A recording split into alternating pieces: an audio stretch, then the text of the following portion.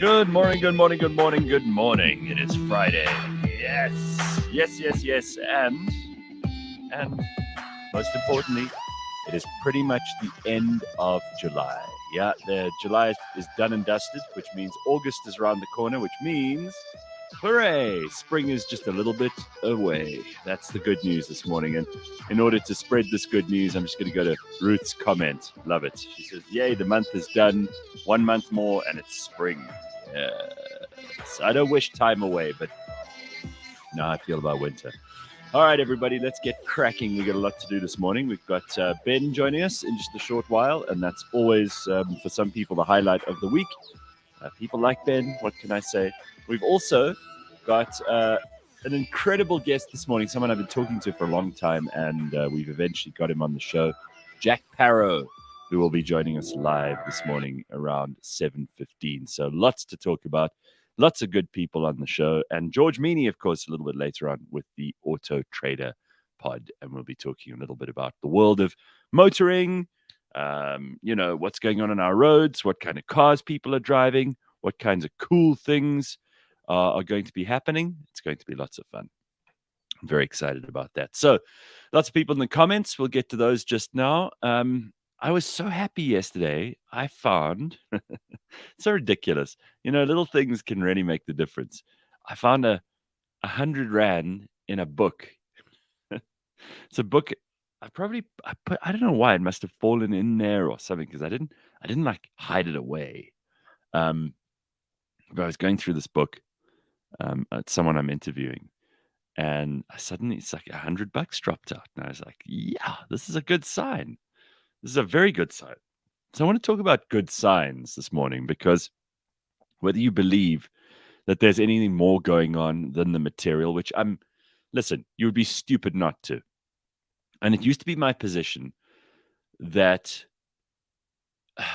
things that you couldn't explain were inexplicable, so you didn't try to find reasons for them to exist. You didn't try to think about it too much, would have hurt yourself. And because there was no explanation, in the absence of a sensible explanation, human beings always revert to a conspiracy theory of some kind or another. Or they talk about the religious or spiritual realm. And that becomes very dangerous. I totally get why that is not the best way to go. But there's so much that we don't understand.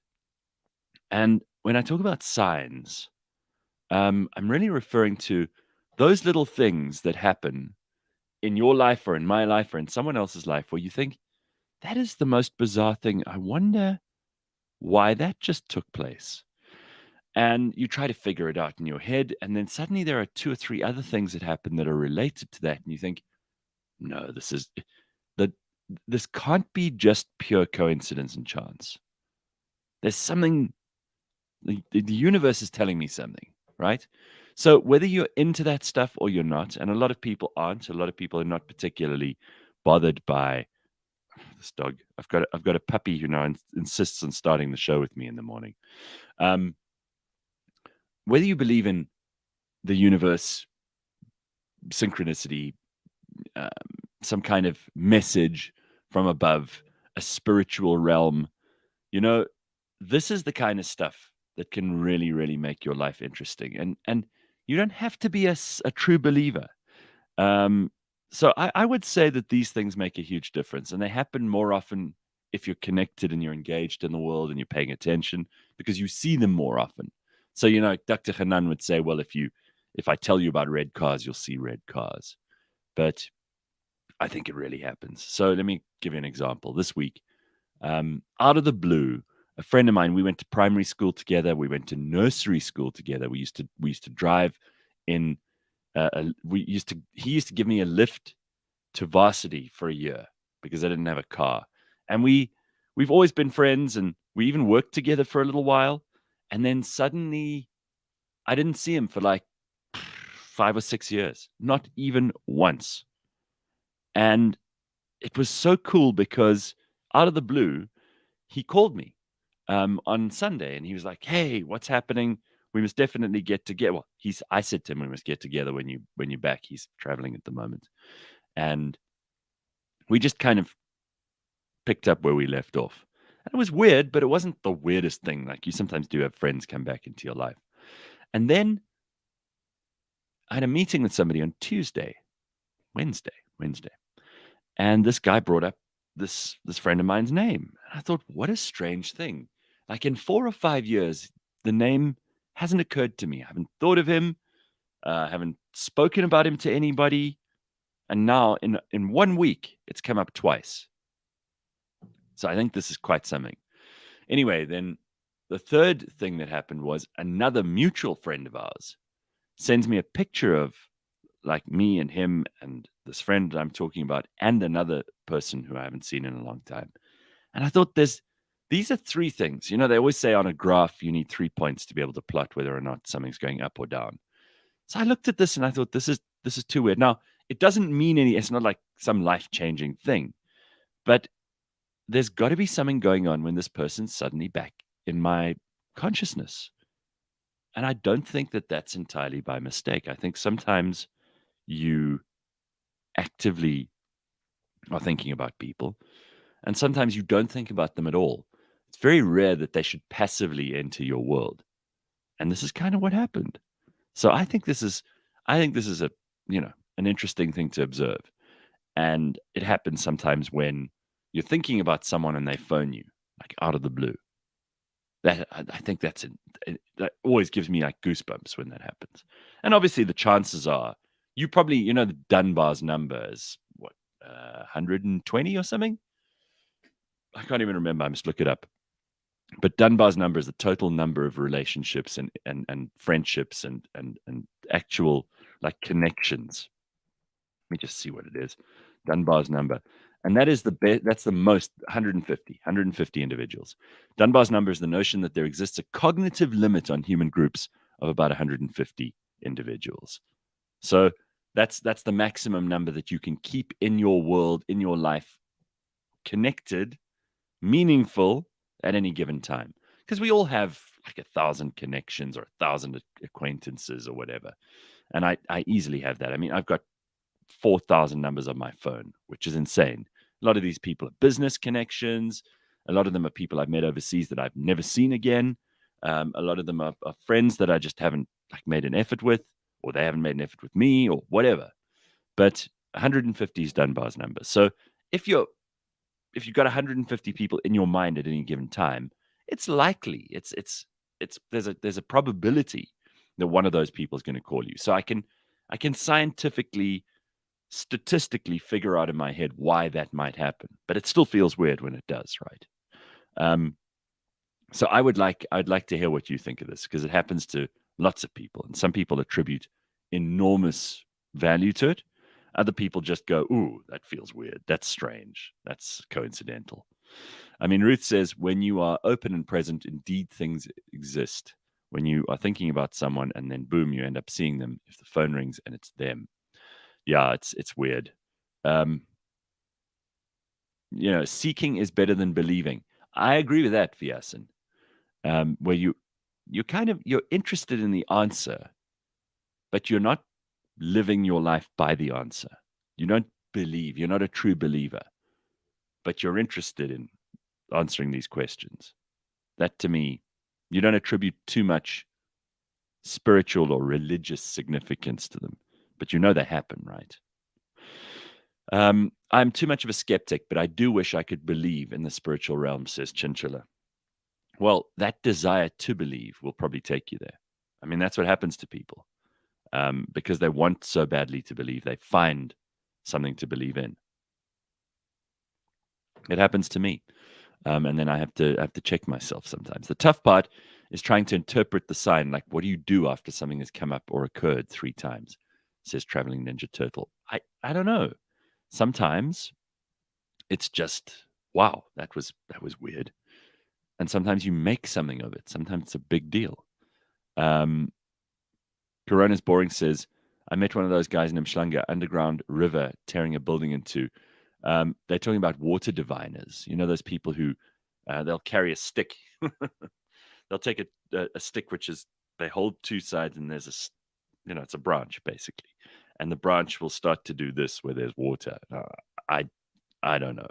If they find water every time, which I'm sure they don't find it every time. But if they do, then people are like, ooh, they've got powers. There's something special going on here. I do think these things are more than coincidence. And sometimes it feels like a glitch in the matrix, right? Sometimes it feels like deja vu happens. You'll be sitting somewhere, you will write something down, you will think of a person, and your phone will ring.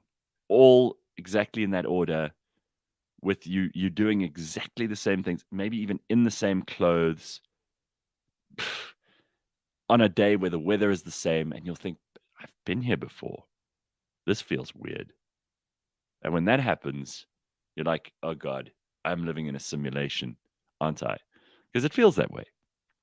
Some people are more tuned into these little coincidences, says Tracy. For example, while driving, I saw a crow on a lamppost. 30 seconds later, counting crows start playing on my iTunes. You see? I mean, you either one of those people who looks for these things, and then you're always like blown away because you find them. Or you're one of these people who just they happen to occur, and then you go, "Wow, that's pretty bizarre." Vyasan says, "I know you love history, but you've not discussed Indian history. Seeking rather than believing is why Indian culture has survived for so long." Yeah, I'm roughly aware of where that kind of philosophy comes from, and we do. I mean, we've covered a couple of people in Indian history, but it's been more modern Indian history, and the difficulties, like with ancient Egypt, because India is so very old, um, there's this overlap between mythology and actual history, which is beautiful. I mean, it's the same as the Sumerians. All the very oldest cultures, this is what happens, is it's indistinguishable sometimes which parts are history and which parts are mythology. You know, it's a lot like Christianity, Islam, Judaism. I mean, they still haven't found any evidence of people crossing the Red Sea at any place. And obviously, that would be difficult to find because if you cross an ocean, the ocean washes everything away. So it's not like we're going to find, Pharaoh and his army, but we should find something. There should be some evidence. There should be something in the Egyptian chronicles, at very least, about how a vast army was lost at sea. And yet we haven't, because the Moses story, going to Mount Sinai, we should find at least some evidence it's a desert. There'd be fairly well preserved stuff, even if it was just tiny little shreds of evidence. And believe me, that the University of Jerusalem, for example, has been trying its damnedest to find any material evidence of the Exodus. They've scoured as much of the land around, in, and bordering Israel, wherever they can go, to try and discover some physical material proof of the Exodus. It's hard to do. They've also, Christians have been trying to find proof that Jesus Christ lived that isn't just written proof from the Bible. And it's scant. You can listen to our episode of Blind History on that. It's very difficult to talk about these things. Similarly, with Indian history, there are so many people in the early, very misty origins of Indian history who are fascinating, but it's hard to differentiate between reality and mythology and that stuff. And I mean, don't get me wrong, I still love it. It's still fascinating to read. It's still amazing to talk about and think about, but it's hazy. You can't really see how much is actual history, written by objective third parties. Ruth says, Gareth, you need to get Rabbi Goldman on. The name of Moses was ordered to be wiped out of Egypt. Also, they have found chariots in the Red Sea. They have indeed sure saw a documentary on it. Yeah, just be careful because you're sure you saw a documentary, but no. I mean, I've watched a whole lot of really interesting kind of alternative history YouTube clips of people who've tried to, say Moses, the Pharaoh, Moses the fourth, I think it was, who they reckon might have been, the Pharaoh in Moses' story. It's, again, there's a huge amount of not necessarily causal linking that's going on by people who have theories, and it's hard to prove. Anyway, I mean, let's not get into where history and mythology interlink, because to me it doesn't really matter. I mean, if you believe in that stuff, I mean, a lot of people still believe in, um, in ancient Egypt being a real story. There are people who say, well, there's too much that's been carried. The flood, for example, Noah's flood, has been a central part of almost every human civilization's ancient historical story, from South America to China to Europe to Asia to Africa. They all have this flood narrative in there. And people say, well, if it's part of every culture and some of these have never met each other, then there must be something in our very ancient history that we remember, that we've transferred. But that's asking a lot. It's asking for a big claim. There was this worldwide flood, or at least a flood that was so substantial that it made a mark on human memory that was relayed over maybe 10,000 years, if you believe it. And then, the archaeologists go around and they dig around and they say, well, it could have been when the Black Sea and the Mediterranean finally kind of, the sea wall between the two was broken. And there's a possible, there's a possible story in that. There is stuff about kind of the middle of the Mediterranean, around some of those Greek islands that have been rocked by earthquakes and volcanoes and massive tectonic and volcanic activity over thousands of years, and that those things could have been the inspiration for the story of the flood. Who knows? You got people actually searching for the ark, the biblical ark that Noah made. Some people say they found it, and then you find out, well, they haven't really. They've just found a boat-shaped indentation on a mountain. And for some people, that's enough. So again, how much of this do you take on as part of your belief? How much of it do you consider to be historical fact? And how high is your standard for fact? Because if your standard for fact is, well, wood wouldn't survive from an ark, so a boat-shaped indentation in a mountain is enough, And yes, it isn't exactly on Mount Ararat, but they might have labeled the wrong mountain. Then your desire for evidence is middling. It's not, you don't have a very high standard for evidence, and that's fine. Then you believe it. And that's also fine. Don't expect other people to swallow that whole, though. Here are a couple of stories. How do you explain this, says Hotnot? A couple of years ago, I was dressed and ready to go to work when, for some odd reason, I couldn't find my car keys anywhere. I looked for a good 10 minutes. Keys? Nowhere. I eventually found my keys right in front of me on the kitchen table. On my way to work, a major accident happened 10 minutes earlier. Was I protected by the divine? Well, I mean, we've all got a story that's, I'm not diminishing your story, Hotnot, but I came down a hill to a T-junction in Pretoria on my way to varsity one day. Something made me swap lanes. I have no idea why. I went from the right to the left, which is counterintuitive because there were a lot of trucks. Trucks were on the left. Why did I go to the left? This truck came careening down the hill, obviously didn't have its brakes.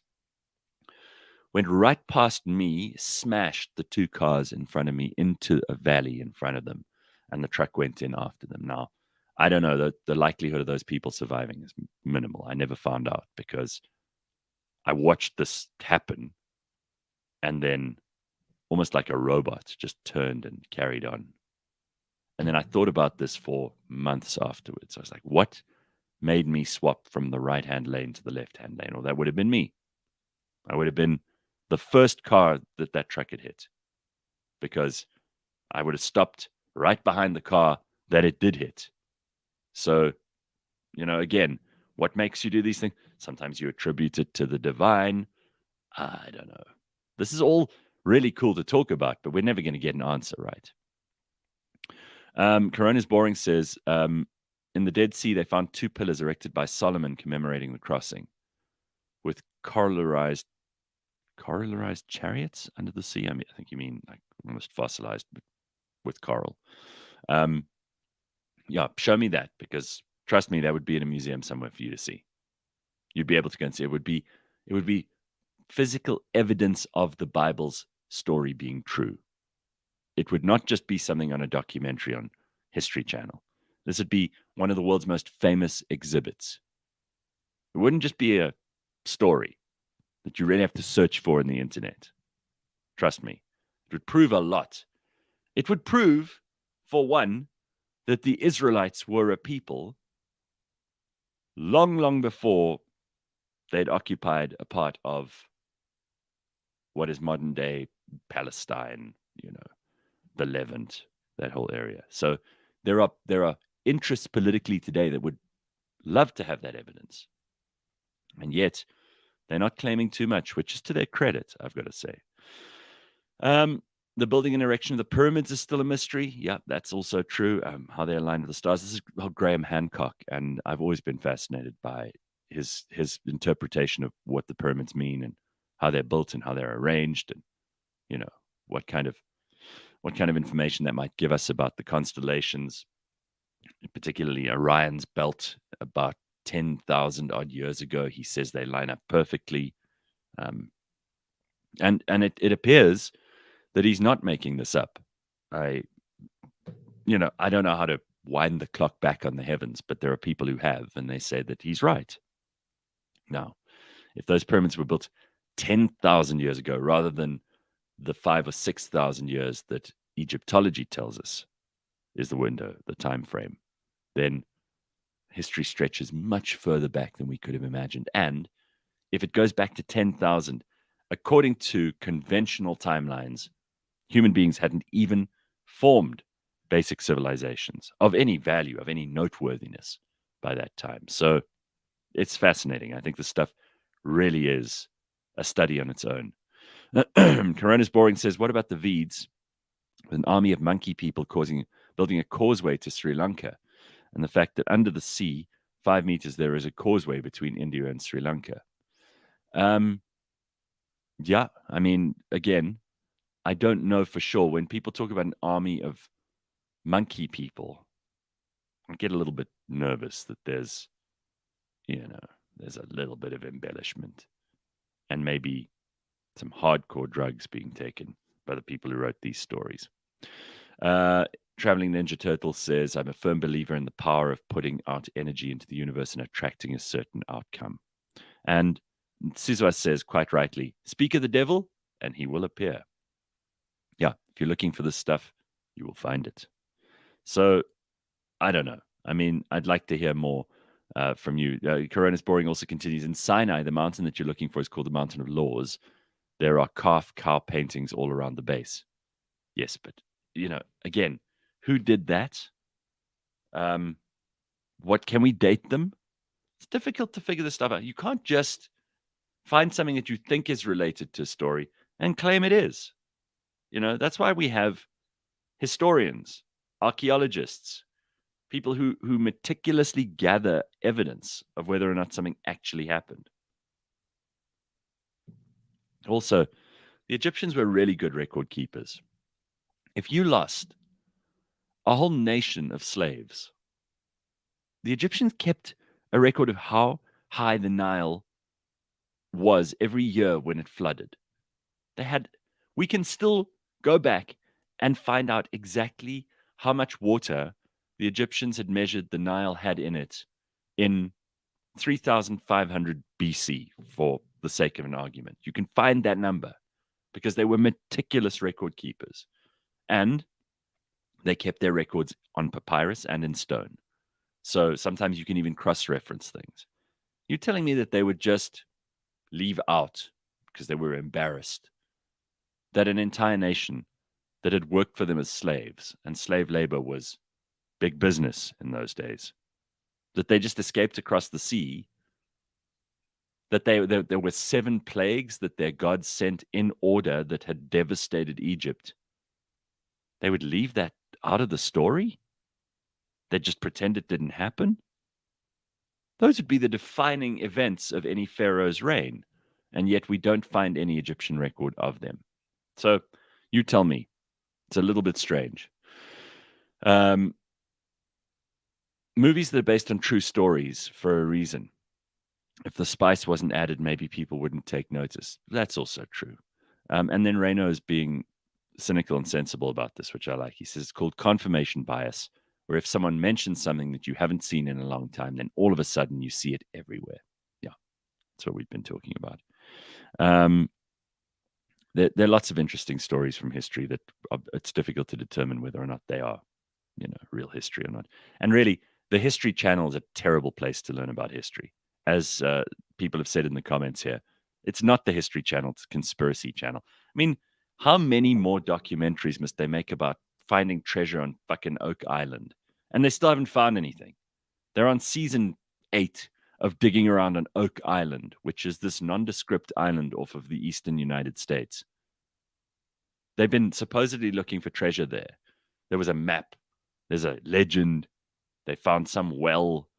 Every time I turn that channel on, someone's digging around on Oak Island. And so far, nothing. It's a bullshit story. History Channel is for morons. And it's not history. It's total entertainment. That's all it is. Israel has been mentioned in the Luxor stele. It's a huge 10-ton block, and the name Israel was carved into the stone.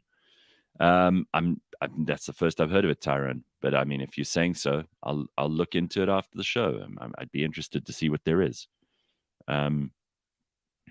Carl says, "What do you call a kid from Israel? An Israelite." Oh man, the story of the Ramayan that is significant to Diwali is where they speak of the monkey people. Sure. I mean, again, I'll have to take that with a pinch of salt because, again, Diwali's a religious festival. There's a lot of this that, Lot's wife was turned into a pillar of salt. Do I actually? There are pillars of salt you will see near the south coast of the Dead Sea where there were supposedly 2 towns called Sodom and Gomorrah. But they still got to do a lot of work there for me. My standard to actually say, okay, this is history as opposed to mythology is high. And it's difficult because sometimes we will never know the answers. Gareth, you should listen to The History of South Africa by Des Latham. Really interesting. That's from Henny. Well, I've got this book, which just grab this. We're going to be talking to the author of this book, The New History of South Africa, which includes Herman Gillemier, who's probably one of our foremost historians. I don't like the way that history's been politicized in South Africa and that people are now studying stuff just because it's politically expedient for it to be included in the syllabus. And some stuff has been left out of the syllabus. The old Afrikaans regime, the National Party, used to make us learn interminably about the Great Trek, about Afrikaner nationalism in 1948 and that election and what a great thing it was. I remember learning about it over and over again to the point where I hated learning anything else about that history. And now I think that the curriculum is so focused on 1994 and post-1994 that we're not paying any attention to what happened before. I mean, in this book, it's divided into 4 chapters. And the first 2 chapters will fit into the last because obviously it's now political. So I'm going to speak to either Bill Nasson or Bernard Mbenga or Herman Gillemier about this book because it looks like it could be a really interesting book for every parent to have on the shelf for their kids to learn history. And again, history is fascinating. And the more you know about it, the more you can kind of know about yourself. You can't learn about the future. You can only act on information that you've gathered from history in the present. So you may as well know what happened to you, your people, your country, the continent you live on, the world, where ideas came from. I mean, people who are ignorant of history, you can spot them from a mile away. And they're usually the loudest people who think they know the most, and they embarrass themselves fairly regularly. So I'm glad you brought that up, Henny, but I'll talk to the author of this book. And yes, I'd love to get Des Latham on, speak a little bit about history. I mean, it's a subject that's never going to get boring for me. All right, so let's welcome Ben. Here he is. It is 6:30. Hey, Ben, what's up? Hey, everybody. Hey, Gareth. How you doing? Good, man. Nice to see you. What's been happening with you? You've been traveling a little bit. Yeah. Well, I had some great time in the bush, and then I had some work time in Cape Town. Just seeing this wonderful country that we call South Africa, Gareth. It's a wonderful place with amazing history. History we should all learn all the time. You sent the most beautiful picture of a watering hole with a whole bunch of elephants at it, and it was one of those photographs that you took from a fair distance, but it was beautiful. You could see like I don't know 8 elephants in it. Where Yeah, was that? That's absolutely amazing. I went to Marikele for the first time. So because I bought a car this year, which was to remind me I should be going off road often. Right. It was this maiden voyage into the wilds, and yeah, Marikele is a national park, and you basically drive to Tabazimbi on really shitty roads. But then once you Yeah. get there, it's pretty cool because it's like the start of the Waterberg, so very mountainous, very nice hills, and those elephants. So literally stayed in like one of those sand parks, kind of like deluxe tent things. And there was at one stage 17 elephants right in front of the Braai area, and they just Wow. pull in. They pull in for a drink and just play. They were playing for like a couple of hours, and then there were waterbuck, there were duikers, there were monkeys, there was a fish eagle. Mm. Yeah, it's just amazing how that stuff does recharge you. You know, people always go on about the fact you need to be in nature and it's so healthy for you. It really, Yeah. really, really is. I had 2 ginormously shite work weeks prior to that, and yeah, I felt spectacular afterwards. Actually, really good. I was at a quiz last night. I usually don't do these things. My sister-in-law invited me, so it was a family thing. It was my brother and sister-in-law and me and 2 of our friends on a team, and then my sister and her boyfriend were on another team with their friends. Of course, it was very important for me that I won, Of course. and we did win. So I'll be going again. But my unbroken string of victories remains so.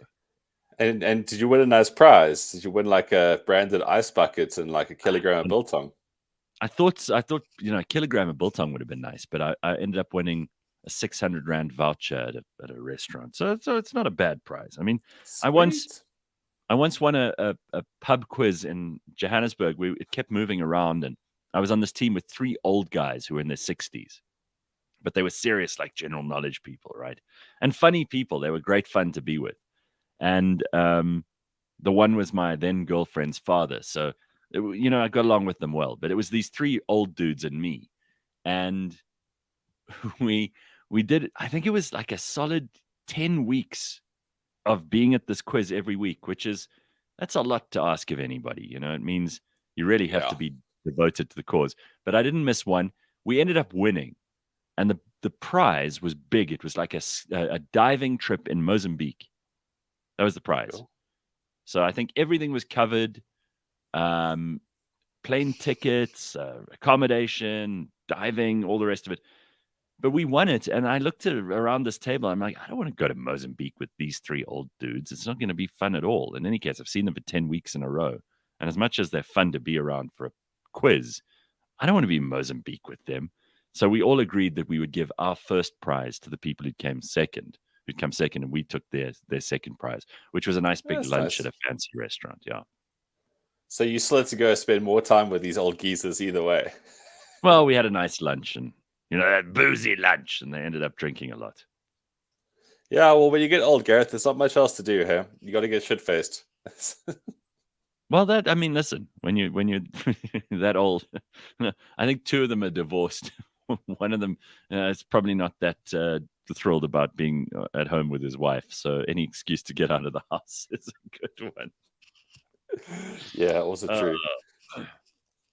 What's been happening besides all the traveling?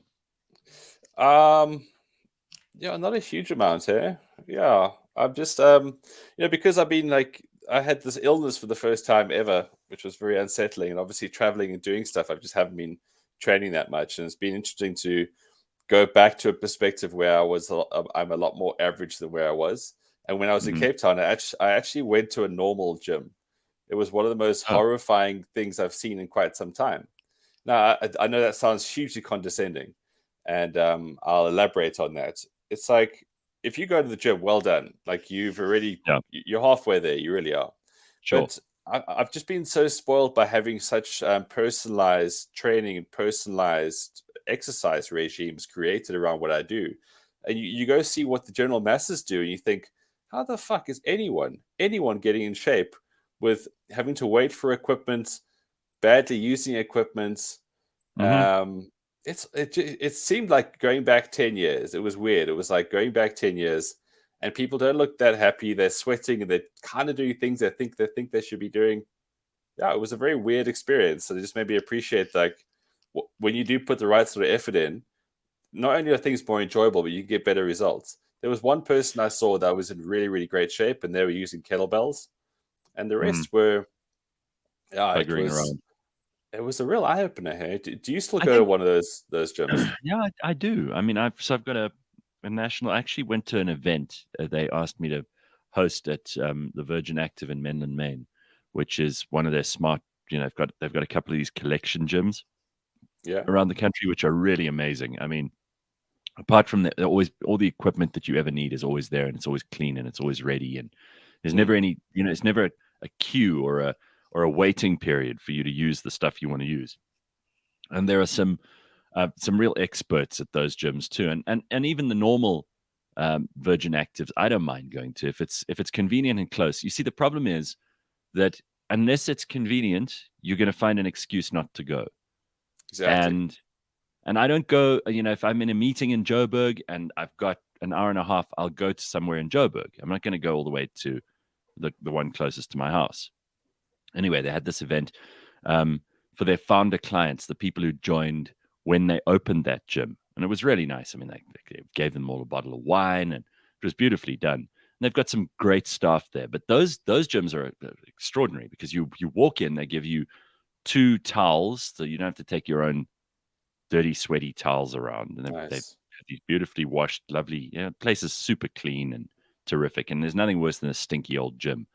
And then they've got these facilities. I mean, I don't use the there's a guy who'll polish your shoes. There's a Nice. place where you can have your shirt steamed, So if you're going to work, if you have an important meeting at, let's say, 9 o'clock, and you want to get to the gym and train at 7:30, there's someone who will make sure that when you get out of the shower and you go and get dressed, your shirt is immaculate and your shoes are clean, and you can go and have a meal there, and then there's a boardroom that you can use. There's Wi-Fi, and it's really impressive. It's a well kitted out gym. So it depends where you go, and also how much you're willing to pay. But it should be almost like the idea of a club comes from those London clubs where people would live outside of London, and when they'd go into town for business, they would stay at their club. And their club was like an accommodation, but it was also a place where you could, get a meal, where you could stay for a week. You had facilities that you needed, and that's really what I think they've tried to create. And some of these gyms are amazing. And I agree with you. Like, if you know what you're doing in a gym, it makes a huge difference. When I started training, you'll remember this, I was absolutely useless. I didn't know how to use anything, and then you really are just wasting your time. Like, you may as well not go, because you're probably doing more Yeah. damage than good. Well, it's all about staying in the game, right? Stay in the course. So whatever it is that gets you started, you must really find out that that's not enough. You must try to find ways to stay in it. But it's cool that people put effort in. And those kind of clubs, as you say, those London clubs, like, it starts because people want to be connected and do better with their life. And you can be Mhm. so much better when you have the training regime. But And yeah, I facility. mean, I've obviously I've almost like priced myself out of being a human, I think. I'd struggle around having to wait around people Oh and no. being around like general congestion. I really, Uh, people say, oh, it's just you get older and quirky. Like, no. I I'm couldn't, cranky as fuck about that stuff. I Same here. couldn't go back to, I couldn't go back to that gym. It was kind of traumatic. But also, Yeah. I'm trying to grow a beard at the moment for the first time in my life, Gareth, and it is hard. It is really hard. Snap. Same here. Oh, you trying to grow a Yeah. beard? Nice. No, it's coincidental. I didn't know you were doing the same thing. It's No, taking well, me a little I haven't while. seen you. I haven't seen you in a couple of weeks. Yeah, No, it's tough because I went and bought beard oil, and that was when I really oh. realized I'm in the game. But Do you have to have beard that oil, stuff? What do you need that well, for?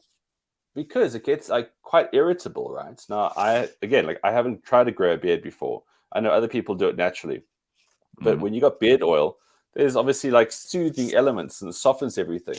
But it's like putting vitamin E oil on yourself. It's very, very, very, very, very oily. So, Ugh, like, whatever you try to do, it's like on you forever. So I'm I pushing don't through like with just that. basic moisturizer. But like, because I took a lot of interest in how hair grows, because obviously I was losing hair. It's the same with the beard. Like, if you just let it grow, it'll grow quicker. If you keep trimming it and pulling it back, it's not going to really have the desired effect. So are you just letting it grow, however, because I don't want to look untidy. That's my biggest worry. And there's, I'm not growing it to keep it. I'm just going to grow it to see what happens. But I mean, this is maybe, there are only a few bearded women who are going to be interested in this conversation. Otherwise, just a couple of guys, really. And I haven't met a bearded woman for a long time. I've got to say, they're becoming a very rare commodity. I would like to meet a bearded woman. I know. There used to be. It's a shame. It was a good genre. What great circus didn't have a bearded woman? Now they're like hen's teeth. You can't find them anywhere. But I've never really tried to grow a beard. It always irritated me, and it started looking untidy. So I'm going to see how it goes, but I'm not getting rid of it yet. I'll give it another week or two, see how it goes. Yeah, well, you've also got very fair features, Gareth. So you're going to have blonde. It'd be quite funny if you have a blonde beard. I know. I might look very old. Or I might look ridiculous. Who knows? It'd be really funny if your beard came through ginger and then you got to commit. You know what? I think we should do this. Today is the 29th of July. Let's commit. No, I see a challenge coming up. All right, yeah. No, it's not a challenge. We're not doing this to save money for like orphan whales or whatever. 29th of July. Let's go. What are we doing? Let's give it 2 more weeks. How's that? That 10. sounds okay, right? 2 more weeks. 10 weeks. No, 2 weeks. That takes us. Oh, 2. That's fine. Yeah. All right. I'll do 2 more weeks. All right. 2 more weeks. So August the 12th. August the 12th, we'll sit here either happy or we'll be cool. We're going to shave off the show. Done. All right. We'll take a look at it then, because there's no point talking about it now. It's too soon. All right. We got Jack Parow joining us in a little while on cliffcentral.com. I'm pleased to be getting into that. Let's just talk about why people are quitting their jobs, Ben, because this is happening in America more than anywhere else. And it's partly because of the last 2.5 years and the pandemic. A lot of people didn't want to go back to the office and refused to go back to the office and quit their jobs thinking, I'll find something new, or I'll find a job where they'll let me work from home. And a lot of companies are not having any of it. So they're firing people too. But many Americans are quitting their jobs. And you have something to say about this. Well, I find the whole thing about quitting a job so first world because, like, a lot of people don't have that choice. A lot of people always talk about quitting their jobs, and I subscribe to the stats thing, which I share with you from time to time, and some of the stuff is just very interesting. And I always think like there's like a rule in life that you must always have that sort of what's the universal phrase for it? That sort of like fuck off fund where you can literally go to your boss and say, I'm done, I've had enough. Because then if you have that, you'll always be able to have morals and you'll be able to have like some sort of ethics. Because sometimes people quit their jobs because they're asked to do really bad things or they have really, really terrible bosses. So there's obviously lots of reasons around that. But a lot of people can't do it because they have to have the paycheck. So I find it very interesting in the first world that they've actually put a stat together, they put a study together of people who are like, I'm just going to, give this up and I'll try again in a couple of months. That must be really, really cool to have that sort of freedom and confidence in yourself. Because I guarantee most people living in our country, our third world country, they are enduring jobs rather than enjoying them. And I'd love to know how high that stat is. Well, even in the upper echelons of corporate South Africa, once people get to a certain level, their only interest is maintaining their salary. Because now they're earning a lot. So you get these people who are CEOs, COOs, CFOs, or whatever. They're at the top of the pyramid. They're earning way more than they would have earned anywhere else because now you're in the C-suite, and these people are able to get all the company benefits, and all they have to do is just stay there. So they make no decisions that could get them into trouble. They pass the buck every time they can. They sit and wait till the last minute on making a move on anything. And they really aren't necessarily good for the company, but they're so desperate to hold on to their money and to hold on to that salary, that paycheck for as long as they can, because it could mean for them being able to send their kid to this university rather than that. It could mean for them they pay off their house. It could mean they buy a second house. It's a big thing. So don't only think of the people who have immediate monthly expenses that they wouldn't be able to deal with if they quit their job today. Think about those people at the top who are also so calcified in their positions because they're terrified of losing out on that money. So it That's a happens great way at of putting all it. layers. It's not just, if you are the prisoner of, I don't know, 150 grand a month paycheck, or in some companies, it's way more than that even.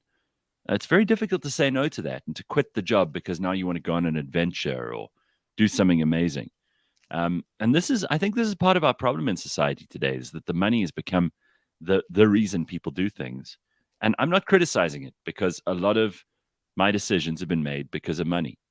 And hell, we all have expenses, right? We all have, you say, I need this much a month to live. And if you don't have that money every month, you're not going to live. You're going to have a very miserable existence. So it's not necessarily good or bad. We're not judging. But this idea of adventure, I think that's a great reason to quit a job. You hear about these people they've traveled across Madagascar, or they've paddled around someplace in the Indian Ocean, or they went into the jungles of South America, or they just went on a really long walk through a part of the world where nobody else goes. You think about places and people and things like that, and you think, wow, that must be really cool.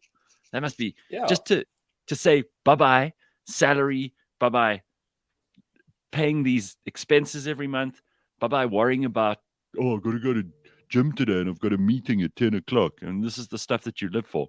I'm going to do a totally different thing.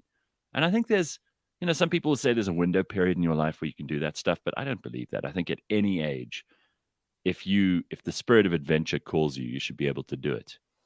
Yeah, I mean, there's obviously like a window period for certain things. Like, I'm at the age of 40, I'm probably not going to go to Miami on spring break. I think that window is closed.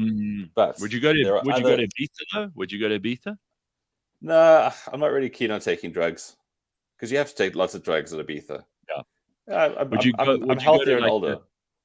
Would you go to the Greek islands for a sort of Greek island piss-up holiday? That sounds amazing. A lot of my friends are going to Greece in this winter window right now. But exactly. Yeah, I mean, so what I find interesting, if we get away from the actual real world logistics of like the fact you can't quit your job, and most of us are a paycheck away from poverty, as is being mentioned in the comments here. Yep. What would be the reason? So the study was like, people were like, I'm not being valued. It's all these like snowflakey reasons why you want to quit your job. But what's like the positive thing? Because this is something I think we should all build into what we do. People say, we must save for retirement, we must save for this and save for that. But I think you've got to save for an adventure. So I think, like, without even going into it, you've hit the nail on the head there. You quit your job because you would like to actually live something, experience something. Not because you don't feel like you're being valued at the water cooler, or your ideas don't get the light of day. I mean, jobs are jobs, let's be honest. Everyone's going to be a dick at some stage in your career. You've got to live with it. But what's that thing that you would rather be doing? I would literally, I want to go and spend, and I know this is like a very obvious kind of thing, very almost like cliche, but I would like to spend 2 months in the Kruger Park. I really would. And I want to do that within the next 2 years. I really do. Well, we're talking to Guy next week, I think, who... Yes, Chris. He's spending like 67 days in the Kruger Park or something. 86, I think it is. 86. We're going to be speaking to him, and I mean, that sounds like an adventure. A lot of people, though, I think a lot of people are running away from stuff too. So if you're going to do an adventure, great, then do that. But if you're running away from a boring life, or you're running away from people that you're trying to avoid, or responsibilities that you're trying to duck, that I don't have respect for. Yeah, I mean, obviously, like Gord's running away from those women he impregnated. Like, that's not a good idea. So, I mean, ideally, with every sort of talking point, you should probably have your stuff together, sort of in life. But it'd be really cool to do that. And, it's not about like going away and then suddenly learning, like suddenly you never take a poo in a toilet again, or suddenly you abandon your smartphone. You've still got to come back to your life, because we can't be cavemen. That's okay. No, sure. But like, what is that real adventure that you want to kind of do? And because as you say, like, certain of them have the window. And you can't fixate about this for 10 years and then not do it, or do it when you're old. You're not entirely sure if you can hold in a number one if you're on the road. Yeah, that's a good point. I mean, propaganda said here, this is a really good reason to quit. I quit a senior manager job to see my 3-year-old grow up. Now she's 15. It was the best move ever. Well, great. Also, you'll never know. And I do think that's great propaganda. That's a good reason to do anything.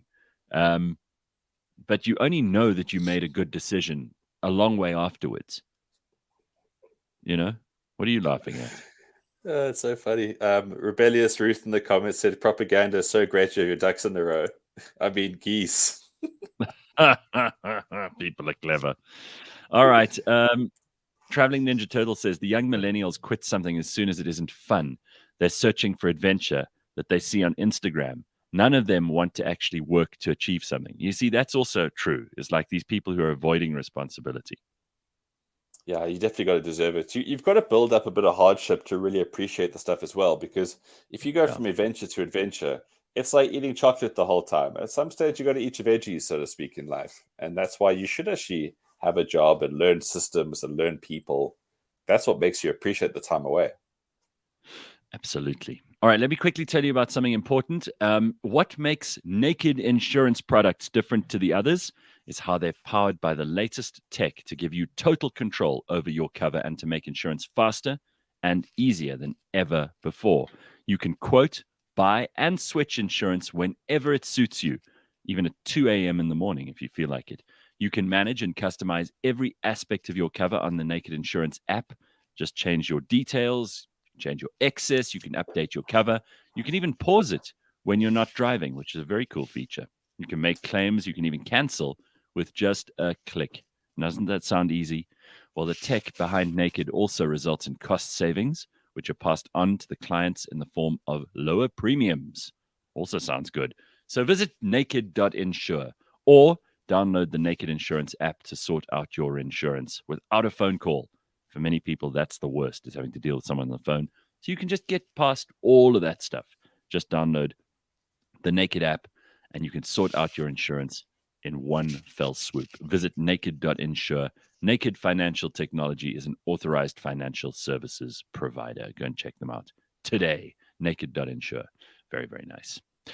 Yeah, and if you're gonna quit your job and garden adventure, make sure that you've got that stuff organized, because you don't want to have all the trouble of going on some terrible road to a volcano that you're going to climb, and then your car gets eaten up by a volcanic magma flow. You don't need that happening. That would be a disaster. And you get back home with your tail between your legs and everyone goes, "Oh, hi, Ben. How was your adventure?" Well, my car was destroyed by a volcano and now I have nothing to show for it. And I've lost all my money in the volcano as well. Not good. Or elephants, Gareth. Probably more close to home. A stampede of elephants. It happens, hey? There are people who've had elephants like sit down on their cars. Yeah, I mean, like, so on was it Monday you chatted to this guy Chris. It's there's something amazing about the Kruger Park when you spend some time in there. Like, obviously you go to watch the animals, look at the animals. But one of the things I've always loved about that place is you look at the kind of people who are in there, because obviously there's the day trippers, right? But then there's people who have the camper vans.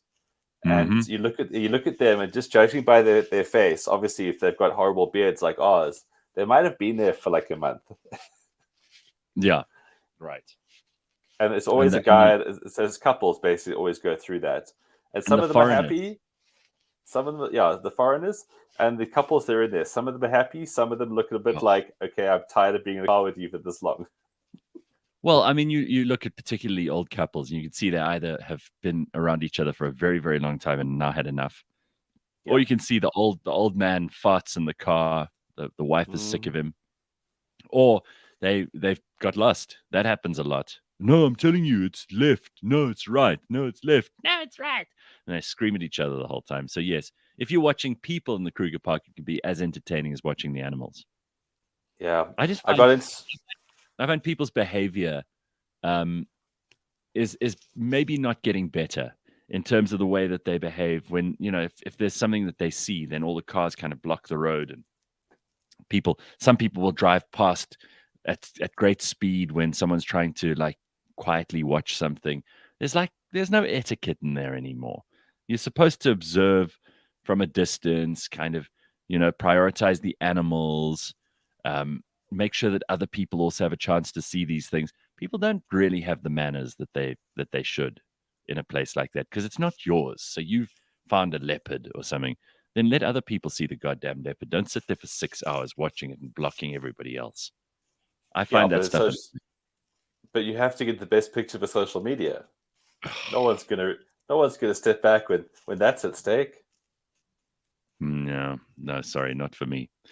All right, so Ben, the other thing that you wanted to talk about was, and this is a big subject. Maybe we get into it after 7 because are men more romantic than women? I mean, my immediate answer is no, right? That's the obvious and easy answer. Is no. Well, my immediate answer is yes, because we have to be. So I was having this conversation with a friend, and she was horrified at the fact that I thought this.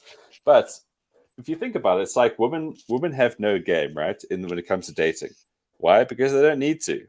They're the ones that make the choice. They're hot, they're attractive, and guys are just looking to pick up. So women have no game, and women have no background into romance because they're not the ones pursuing. So I actually listened to a podcast around this that was very interesting because, nowadays, obviously, women have to be everything while also being nothing and also not existing, depending on which news publications you listen to. Yeah. But the whole thing about romance is that obviously it's a very general term because, I mean, I wouldn't say like Saudi culture, men are going to be raising the flag for romance, and most African cultures too, in a traditional Western definition of romance, obviously. But I just thought there was such an interesting thing that people debate because people, like you say, they'll always gravitate to like, oh, women are more romantic. No, women are more receptive of romance. But that doesn't mean that they own romance. Guys have to make the running. Guys, like when you watch a rom-com, who's the biggest star, the biggest action person in the rom-com? It's the guy. Because the guy has to do all the things. So it's for me, this is such an open and shut case. But people were getting frothy with me about the fact that guys are so unromantic. It's like, well, then how did any guy get a girlfriend? By being romantic at some stage. Because they have to. I know what you mean. It's just difficult to figure out because men have to be that way in order to attract the women. But it's actually the women who respond best to that stuff. So you could argue that the women are the romantic ones because for them, again, this is anthropological. It boils down to the fact that women in their lifetimes will have 40 eggs and they have to be very careful who they sleep with. So the standard for them choosing a man has to be much higher than the standard for a man who's just sleeping with a woman and produces millions and millions and millions of sperm every single day. That can fertilize and make a child. So for a man, the only standard is she's hot. Very often, that's all. That'll be enough. Thank you to get any guy to like make a move. Do something. She's attractive. Can you be less of a caveman, please? Oh, she's attractive. For a woman, it's really, really tough. There are a bunch of things that he's got to tick off because if she gets pregnant by him, there's a huge cost to her. First of all, there could be 9 months of bearing this child. There is a lifetime after that of having to look after it. Remember, all of this, is baked in for generations and generations. And of course, people will say, "Oh, but now you've got contraception, you've got abortion, you've got all these different things that give women an opportunity to change that fate," and that's true. But we're talking about millions of years of evolutionary history and biology and memory that impact the way we behave. And you can't change that overnight. You can't change that in 2 generations. So women think like women have thought for thousands of years, and men think like men have thought for thousands of years. You're going to change that in a minute. You've gone so deep off topic here. You really think so? Yeah. No, but like you made a brilliant point. No, romance is just a part of the dating thing. Yeah. Okay. So you kind of lost me somewhere in the middle there. You made a great point at the beginning that women are more responsive to romance, so that makes them more romantic. But that's like saying all fat people are the best chefs. Just because they love the food doesn't know how to make it. But the fat chefs are usually the best chefs. Well, that's just combining two things, basically. It's a subset. It's a subset of the big set.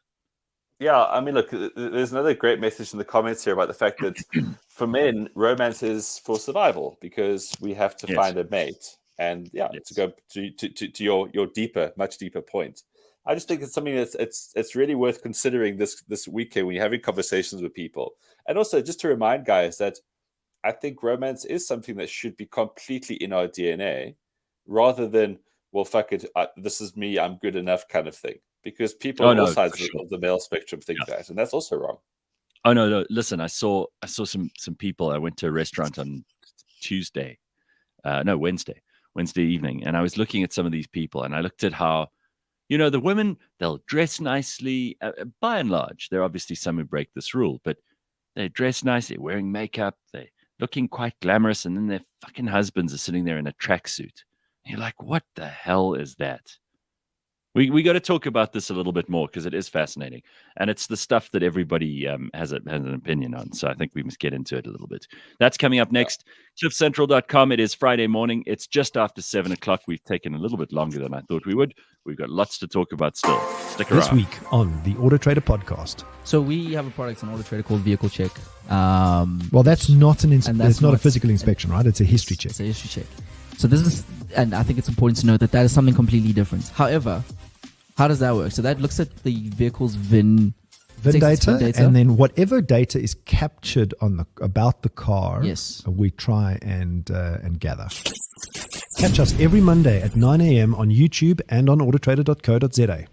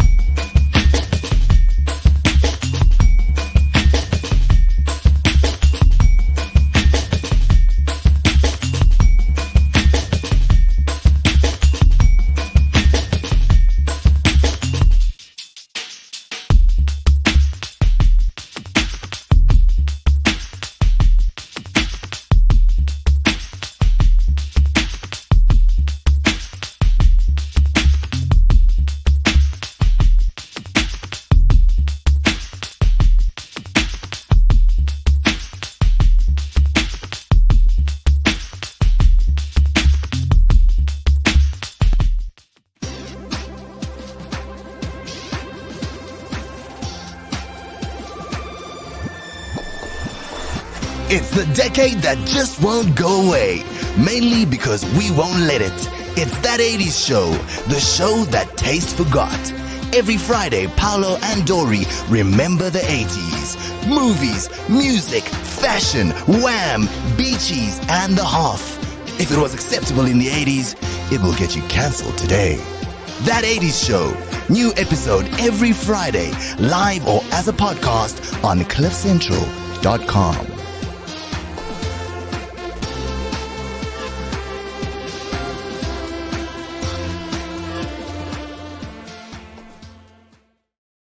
That is correct. That 80s Show is on today, and you can hear more of it. Get to grips with a bit of nostalgia a little later on. Now, the World Economic Forum expects the annual issuance of green bonds to exceed $1 trillion in 2023. That's next year. That's double 2021's figure. But what are they? What are these green bonds, and how do they help solve South Africa's power crisis?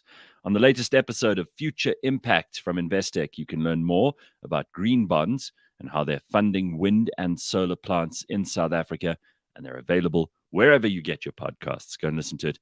Future Impact from Investec. It's a really cool series. I played you the introduction to one of the episodes just the other day, and they're all beautifully produced and really, really chock full of information that you may want to know.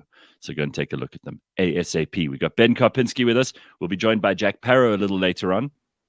And Ben and I were just talking about like romance and whether the men or women are better at romance. And it's not an easy one to just define. There's not going to be a straightforward answer to this. Ben's point is that men have had to learn to be romantic because that's what keeps women and gets women interested. And I think that's a good point. But women respond to the romantic stuff. And I got into a whole anthropological discussion around this because you did. They're looking for signs. They're looking for signs that the man can care for them.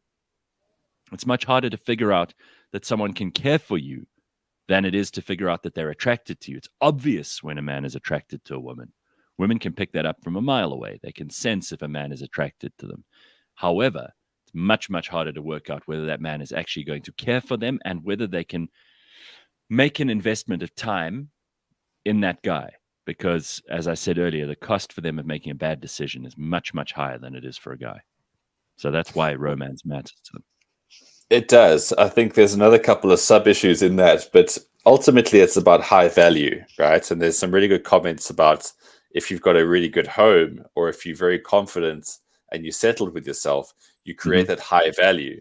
So before we went in the break, your perfect analogy about like you see a woman who's made an effort and she looks really great, and there's a guy in tracksuit pants alcoholic pants. Yeah, I saw this on Wednesday night. So Vincent says any guy who goes to a restaurant in tracky pants gave up on life a long time ago. Long time ago.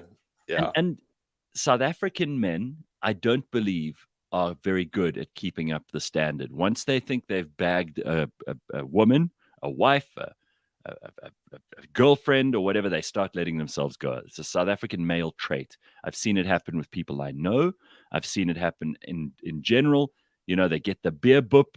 They stop caring about themselves. They start complaining about their wives. They become that stereotypical South African. By the way, this goes across black, white, English, Afrikaans, rich, poor. It happens right across the board. It's a South Africanism. It may be the only thing that all South African men have in common at a certain age. And I'll be damned if I'm going to be like that. I think it is giving up on life. And I think it's very sad to see because these women then have to put up with increasingly unattractive men, even if they have money, right? Which is a reason for a woman to stick around with a guy, even if he's ugly and unattractive and fat. But this whole idea that you should be, you know, swilling beer with your mates every weekend and complaining about the rugby or your wife, I don't think that's very attractive to women, not in the long run.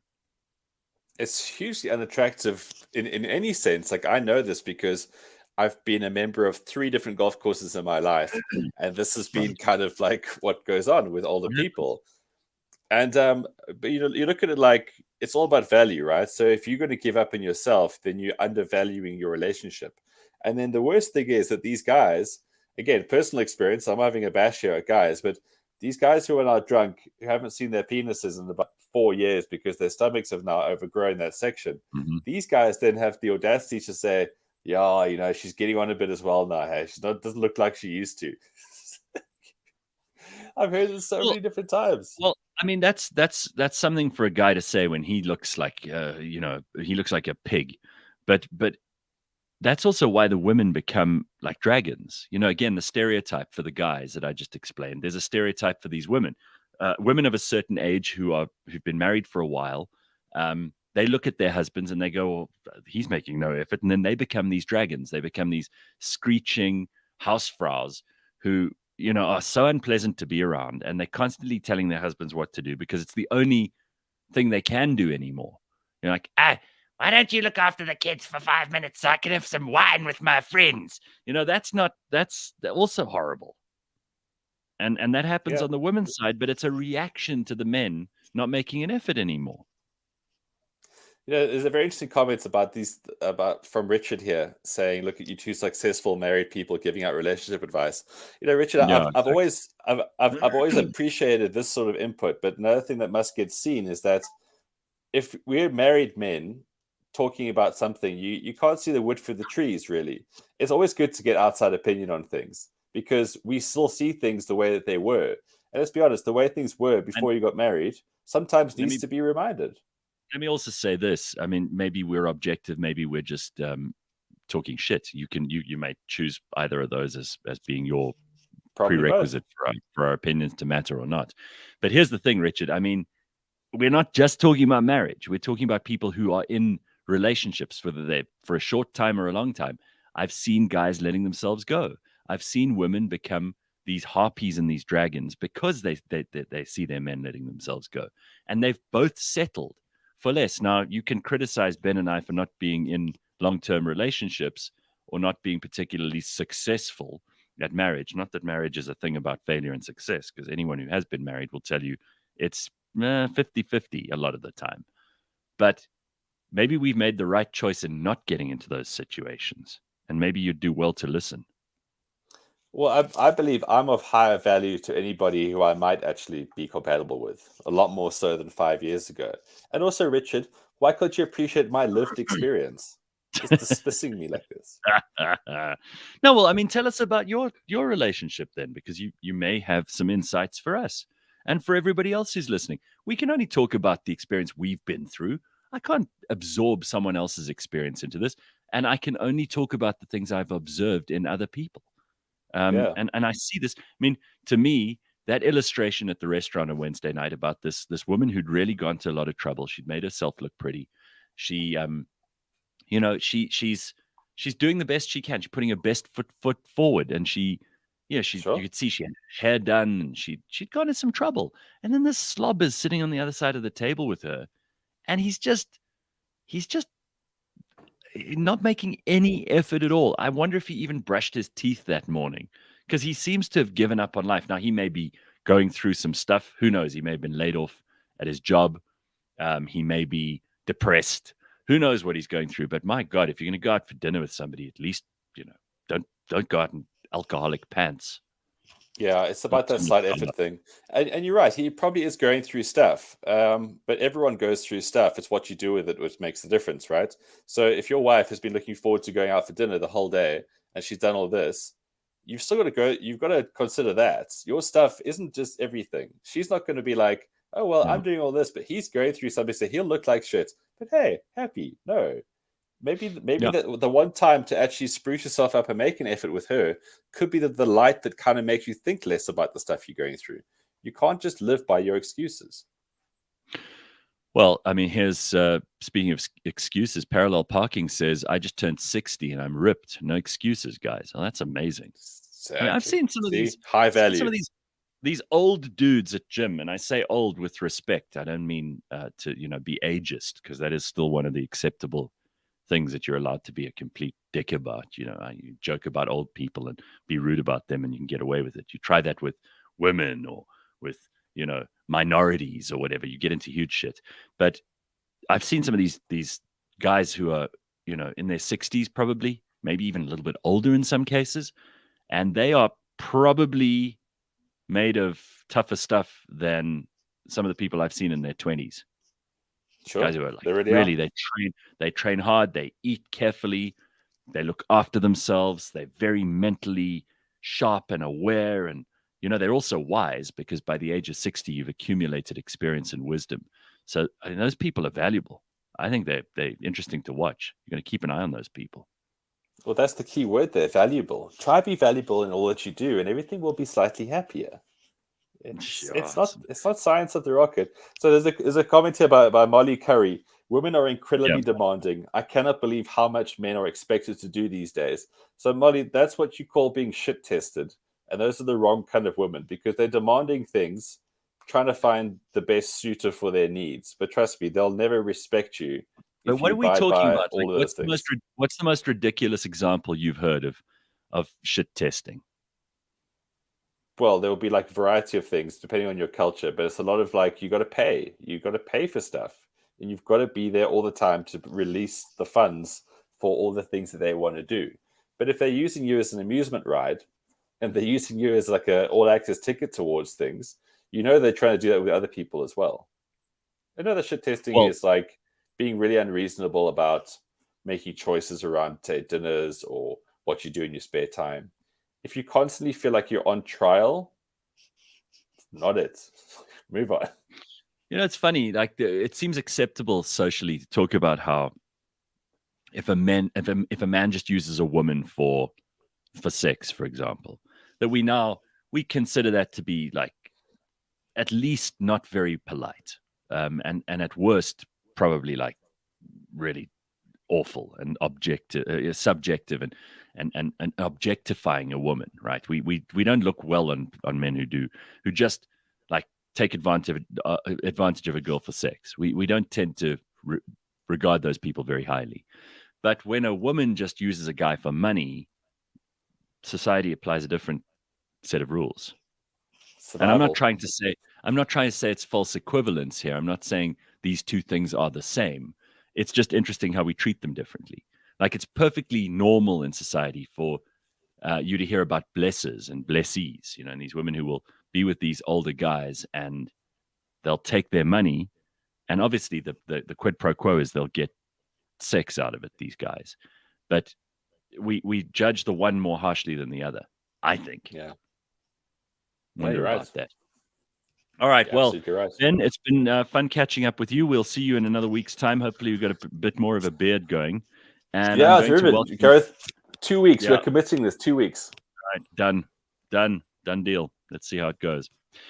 All right, so there's Ben Karpinski. We will catch up with him again in a couple of days' time, and we'll find out what he's been up to, what adventures. If you've got something that you want to send us email-wise, you can send it to contact@cliffcentral.com. We got a live show this morning and lots of cool stuff happening. George Mienie will be joining us a little later as well, but I'm very, very pleased to welcome back to the show after a long hiatus someone who I love talking to and someone who's always got interesting insights and lots to say about lots of things.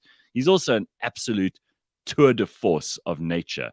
This guy is incredible. Jack Parow, an avid gamer, traveler, creator, creative director, brand ambassador, collaborator, heavy drinker, and also the undisputed king of Afrikaans rap. Jack Parow, what a man. How are you, man? What an intro. What an intro. Well, I mean, you deserve it. I'm not going to give you a shitty intro. How are you doing, man? Thanks. Great. I grew mine. I see he's trying to graze me. I grew mine especially for you, just so I could beat his beard. I know you can't see it, but I am too. So I don't know if it's just a winter thing. Nice. Yeah, no. I mean, I grow a beard. It takes me forever, and then people go, "Oh, you got a beard," after they've been looking at me for like half an hour. Oh man! So let's just give people a little bit of background here because I haven't really spoken to you in a very long time. You've been busy though. I follow you on social media, and it looks like you're having the time of your life. You are one of those people who manages to do amazing, successful things. And listen, we've been through a tough 2.5 years where entertainment has been really hard. But you are back on the road. You're doing shows. You're all over the country. You're partying your tits off. You are making products you care about. You're connecting with audiences who absolutely love you. And you're having the most fun. It's almost too good to be true. Is that what it is, or is that just how it looks to the rest of us? Yeah, I'm not gonna lie. It's a lot of fun. I mean, it's been good to be back It's been good to be back on touring and everything opening up again. It was, I think, for us musicians especially, it was a really difficult time because we were the first to close and the last to open every time. So it really was a time of trying to figure out different ways of doing things. And I mean, that's why we were just above and beyond just having, just trying to stay sane. It was a hustle in the last while. I'm sure it was for everyone, but it just felt like it took a little bit longer for us to get out of the hustle. But it's been fun. It's been great to be back. I think people are starved for live music and for live venues and to go out and just to have fun again and just to mingle with other people and not be alone at their houses anymore. And then, I mean, this is one of the projects I started in my lockdown. This is my new album. So Yeah. basically, like at the beginning of 2021, on my birthday's on the 22nd of February, I was like in a really bad space, just from like, I was just tired of like the hustle, tired of like COVID, tired of, I also forgot, you think you don't, you forget how much you use like going on stage, like a rugby player uses doing sport also as a release, and I never really realized how much of that stress and like anxiety and all of that stuff I released through going on a stage. I could have a really bad day, and I could walk onto a stage and there'd be thousands of people, and I'll feel better. I know it's a vain thing, but it makes me feel better, and it'll make me release that. So I was in a really is it fair to say that you get a lot of energy from going on stage? It's like it refills your batteries, So you get rid of it. There's so much. You perform, you scream and shout, you jump up and down, you sing, you dance, but you gain energy from the crowd. There's an actual transfer. There's a transaction that happens there. No, 100%, like 100%. I get more out of it, I'd say, than the crowd gets out of it, and I really realized that. And then I was just really in a bad space. A lot of things happened. It was a crazy time for everyone. So for my birthday, I gave myself this. I went to the psilocybin retreat in Eisner Forest, which was amazing, called Awaken the Journey, and then just I was there for 6 days, just like kind of reconnecting with like just trying to figure out what's going on, just trying to lift myself out of the space I was in, to kind of start creating again. And because there's nothing that blocks like creativity as like depression or anything like that. Oh yeah. And it changed my life. I like. By the way, and that's were you ever susceptible to this stuff before like COVID? Had you ever been depressed? Yeah. Oh, so this is something you've dealt with before.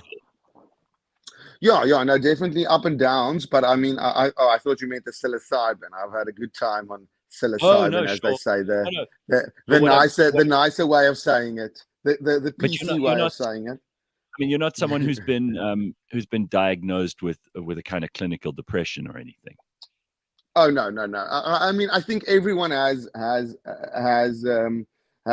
some form of it in them. I think it's very rare to have people that are never depressed. I think just some people have obviously a clinical depression. I get that 100%. But I haven't been necessarily. I don't want to dwell on this because yeah. I also think like I want to have the mushroom discussion with you in a second because that's fascinating.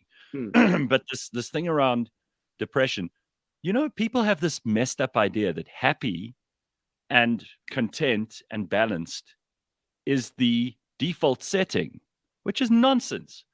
Like most of us, most of the time, are dealing with stuff. The human condition is not to be happy all the time.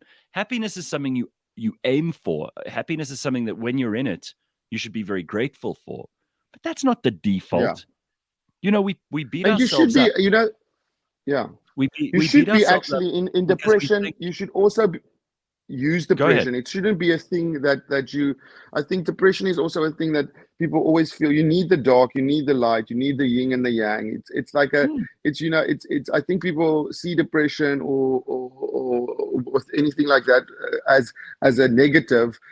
Sure, it's not great, but you should be using that negativity to learn how to not go back into the negativity. So I feel that's always what I try and do. I've been through stages, whether I've been clinically diagnosed with it or not, but I've been through seriously long stages of it, like months of being like down and just not struggling to get up. But you do what you do, but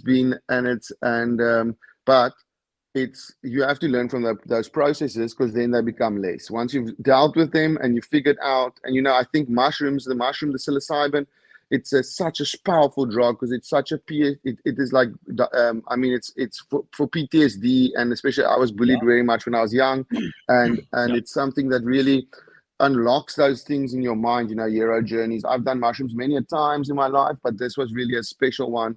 I went. I did like 7 grams in the Eisner Forest, and basically went to the other side and back.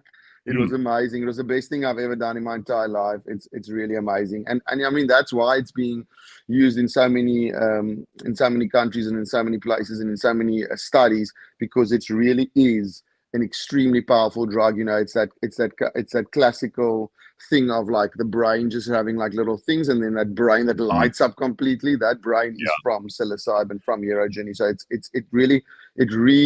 it opens up new pathways to memories that you've locked behind, because your brain's obviously built to, if stuff happens to you, it's built to kind of push that away, you know. And I think before COVID, everyone was just, your life was so busy, so you never had to deal with all these things. You just kind of kept going.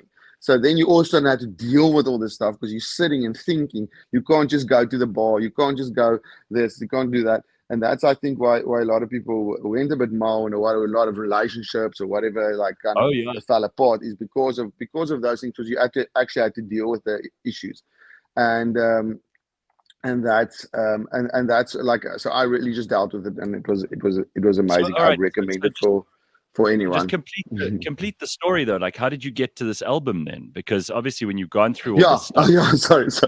No. I mean, I just want you to finish the thought, because we've done a great series 100%. on psychiatry and psilocybin with a professor of psychiatry. It's undisputed. What you're saying is absolutely true.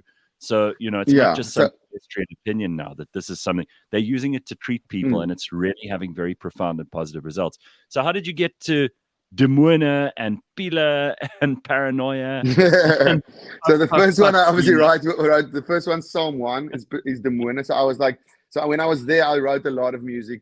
99% of it I'll never release because it's too dark and too intense. But this song was really a special song for me, because, and if you listen to it, it's just about that. It's about the space I was in at that time. And you know, I didn't go to write music. I actually just went to get out of that slump, and I ended up walking. Like as I'm walking to like something on this retreat, I would just have to sit and start writing. It would just literally I'm actually getting goosebumps. It's like it would just come out of me. It was so intense. It's like I must say it's a really intense.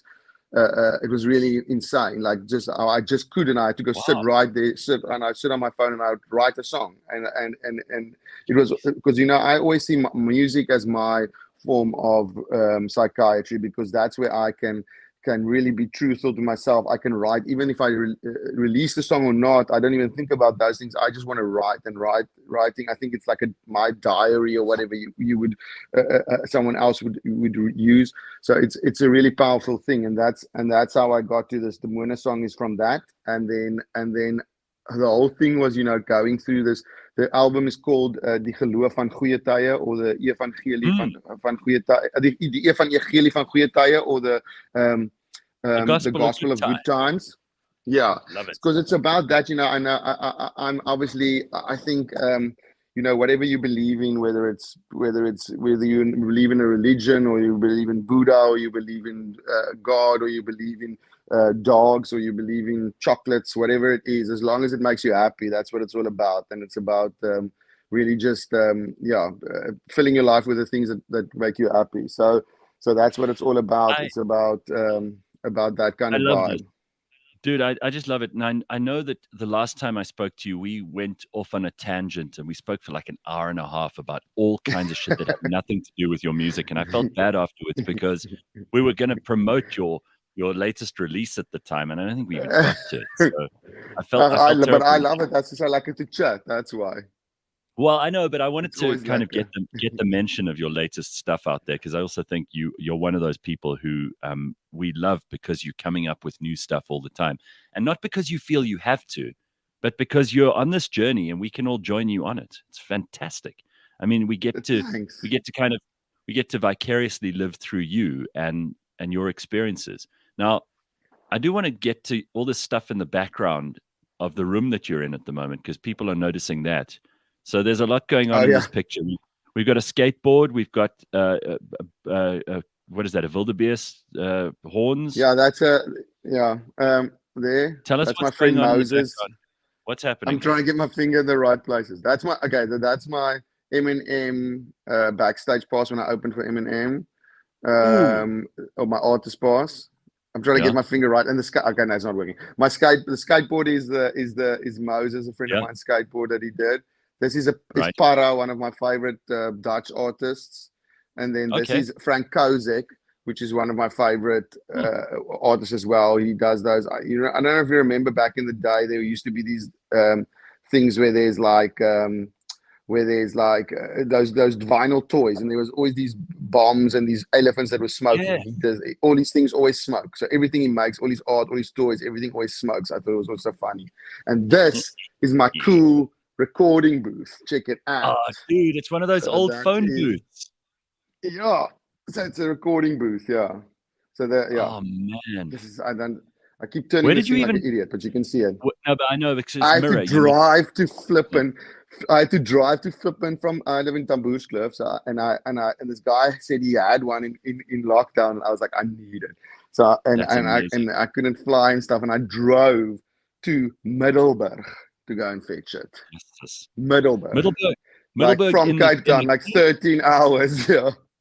Middelburg in Mpumalanga, Middelburg. Yeah.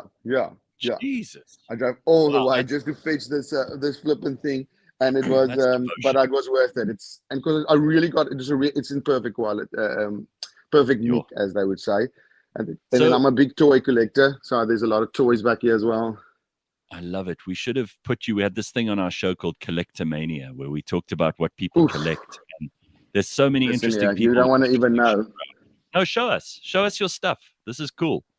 I love this. We're getting a tour of Jack Parrow's house. This is awesome. So are those all toys? Are those like what, Funko Pops or something? What are those? No, these are Masters of the Universe. Oh, awesome! So that's awesome. Castle Grayskull. Oh man, look at that! Yay! You got two different Castle Grayskulls. I got some. Yeah, this is my office.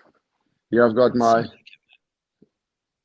Trust no suits, lurking clothes. That's awesome. God, this is nice. Some more stuff there. Listen, really how's the liquor business going? Because you launched that brandy, which has been tremendous. I mean, let's just talk about that for a second, because that's so different to what everyone else is trying to do. And I know there are a bunch of people in America who've launched their own of entertainment, launched their own liquor businesses. But how's that been working out, the Brandewyn? Yeah, it's lekker, man. But I'm actually more excited about the new flipping thing. Brandewyn is always lekker. I've been in Brandewyn for so long. I've been drinking Brandewyn for so long. I needed to sell it as well. But the main one is the new one that I just did, which is really flipping. I'm so excited about it. It's doing so well as well. I'm so thankful. But it's in lockdown. I was like, flipping, me and my friend, his name's Magic, and he was like, we were like, it's always such a mission if you go to a party and say someone wants to drink red wine and you want to drink white wine. You don't want to go there with flipping 6 bottles, clink, clink, clink, clink, clink, in a bag. You look like an alcoholic. But if you go there with a boxwijn, it's fine. But you also don't want to go with 2-3 liters of boxwijn. So we were like, why isn't there like smaller boxes, or why don't we? Because it looks weird, obviously, if it's a 3-liter box with a tap, but we like that tap vibe. So why don't we combine it? Why is it not? There must be someone who's combined it. Looked online, no one's done it ever.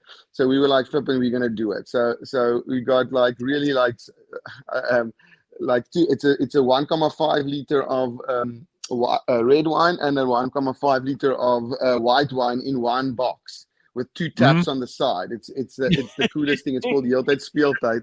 And you know how long it took us to get it cleared, because I wish I had a box now, but you have a photo, I think, that side. Because we were like, no, to the wine board. Yeah, so you can see there, it's got like a tap on each side.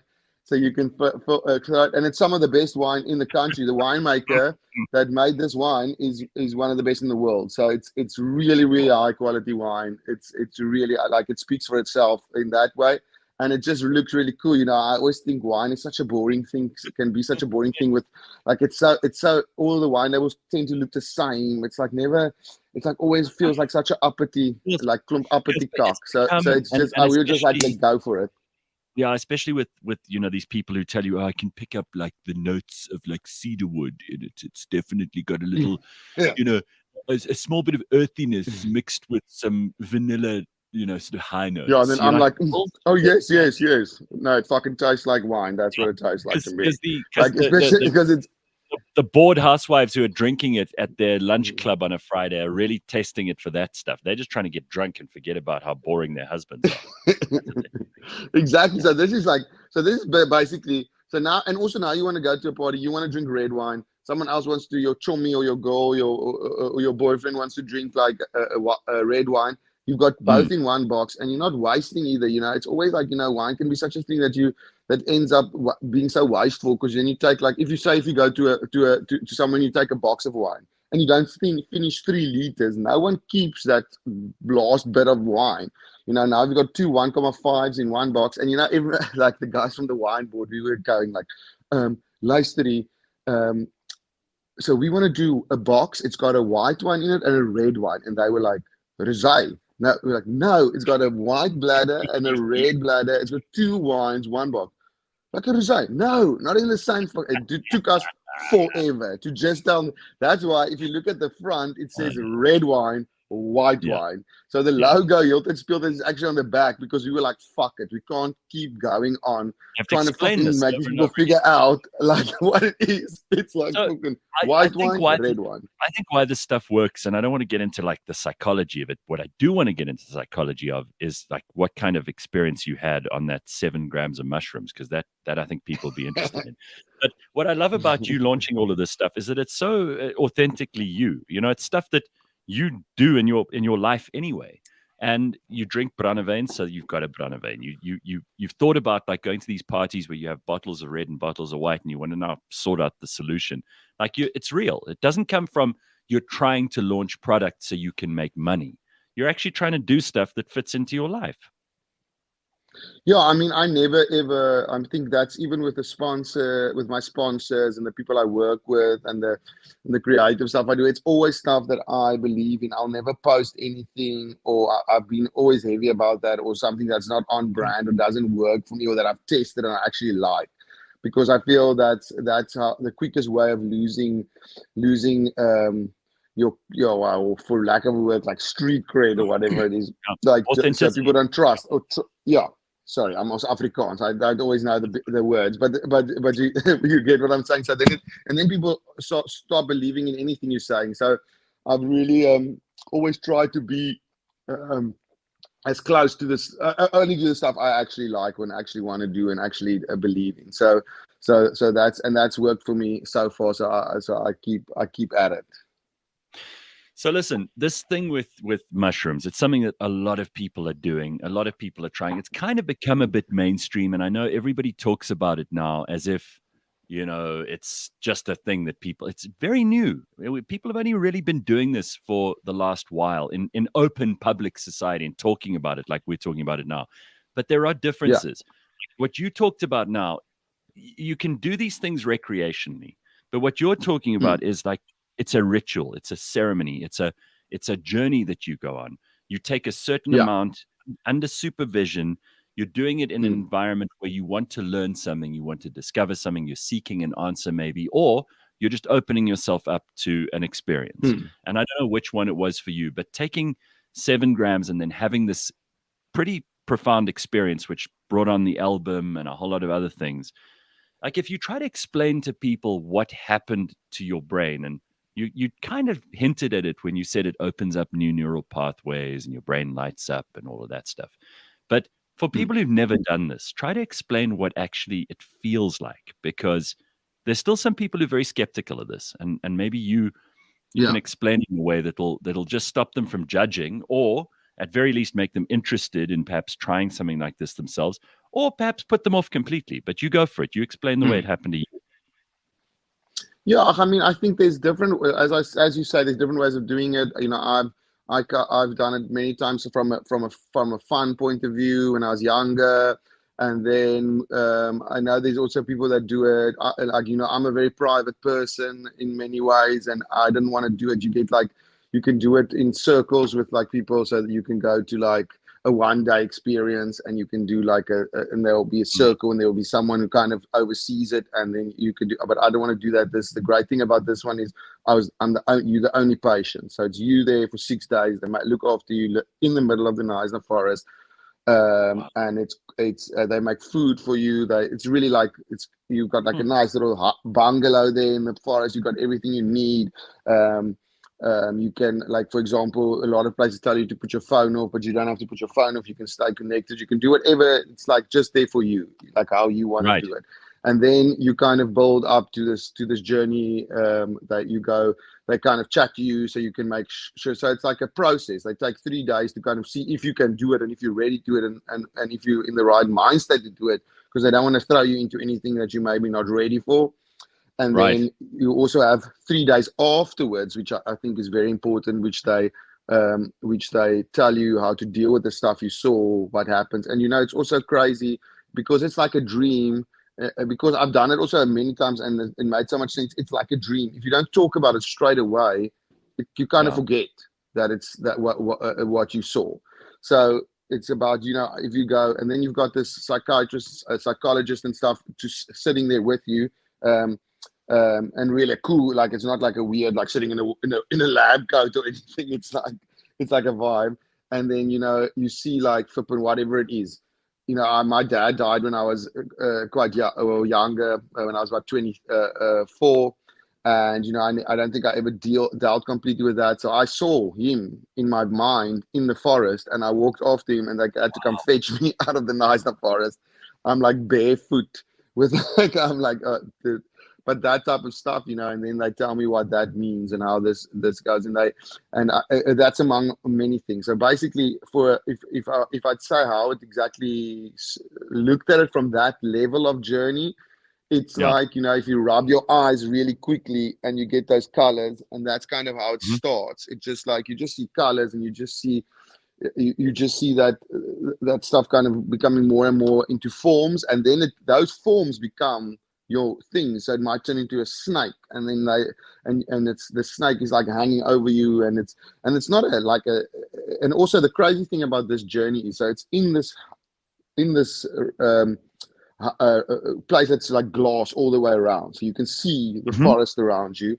You're lying, there's like a kachel, like a fireplace, rocks, border rocks and you're lying there, and there's surround sound speakers all the way. So it's like a shaman. So the one guy's like a shaman, but he's playing music for you. So he's taking you in and out of this journey.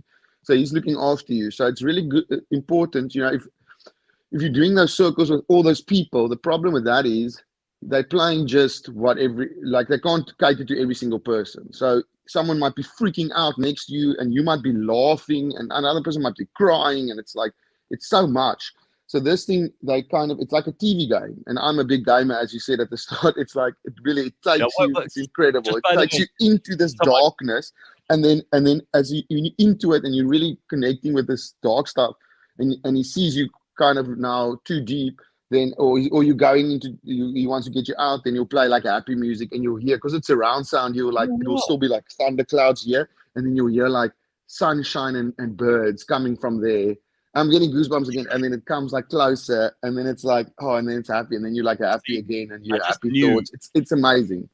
I just knew you'd be able to explain it and put it into words better than most people, because you also have this creative brain. And I mean, you write music, and the music is so important in all of this, because it does connect you to, the good and the bad and the ugly. But I'm also, you mentioned the gaming, and someone asked in the questions earlier, and I can't ignore what people want to know. So what games do you play? Because somebody said, what kind of games are you into? Unfortunately, I'm on PS5 now. I recently got it after such a long time. I was waiting, and then I through a company called Kudu, which is really cool. They're really nice, and they so I play at the moment. I'm back. I don't get that much time to play games because I'm away, so I don't want to play anything. I play Call of Duty, but I play campaign more than online, because you're going, if you never play it, you get behind so quickly. It's like anything. If you like not playing like sport and you don't practice all the time, when you go online, they just fucking kill you in like a second. So I'm playing. at the very moment I'm playing. I'm going to start playing Stray, which is this cat game in the future, and then I'm playing Call of Duty Cold War, and then I'm also playing Rocket Balls, which is fun. Rocket League. Rocket League is like a soccer, but you got these little carts that you drive, which is pretty fun. Yeah, but I'm more of a story mode game because it has to be kind of pick up and play. I can't because sometimes I won't play for 3 weeks, but then I'll play for like a week straight. So yeah, and then I play a lot of games on my phone, obviously, because I'm traveling a lot, like Clash of Clans and Looney Tunes and like stuff like that. Yeah. Have you done any international travel since COVID ended, since lockdown ended, all of that stuff came to grinding halt? Yeah. I just did Parow Fest in Holland in April this year. Awesome. I was there for that. They were both sold out. We actually have a second venue now. So we have the one in Utrecht. We have the first one. And then we have one in Groningen as well now on the second night. And they were amazing. Like 4,500 people. It was really great to have that in another country. I'm so thankful for that the Dutch are on my vibe. And then I did some like 3 London shows as well, which also amazing. Yeah, so it was really cool. A little in and out, but yeah, glad to have gotten out because I was gonna go to London. I was sitting literally my bags. I was flying the next morning. My bags, I was so excited just to fucking go and mission. And my bags were packed by my door. And then my friend's like, at like 11 at night, she's like, listen here, just double check. I think you guys just got red listed. I'm like, what? No, it's impossible. I'm flying tomorrow morning. There's not a fucking chance. And then it's like, go online. And now I can't ask my management and my bookers are all sleeping. So I'm like, now I'm sitting there fucking the whole night. Am I now flying to London tomorrow morning? And then I was like, not allowed to go. So I had to cancel my show, or postpone my show last minute. But luckily everyone is so understood so much that all those people we didn't have one return. All those people came to the show then like 5 months later when we could finally fucking go.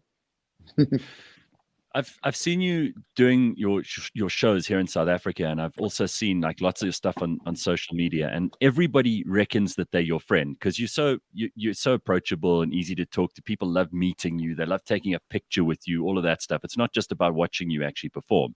So it means that you have to put in the time, and you don't just go and do a gig for an hour and then bugger off. And I've seen like, everybody say, oh, he's the coolest guy. I mean, when I used to DJ, I made an effort to do that too, because really, like, if you're not connecting with people, what's the point? But do you have a close circle of really good friends who you get to see often? Because when you're touring and you're doing shows every weekend, you don't really get to see your people.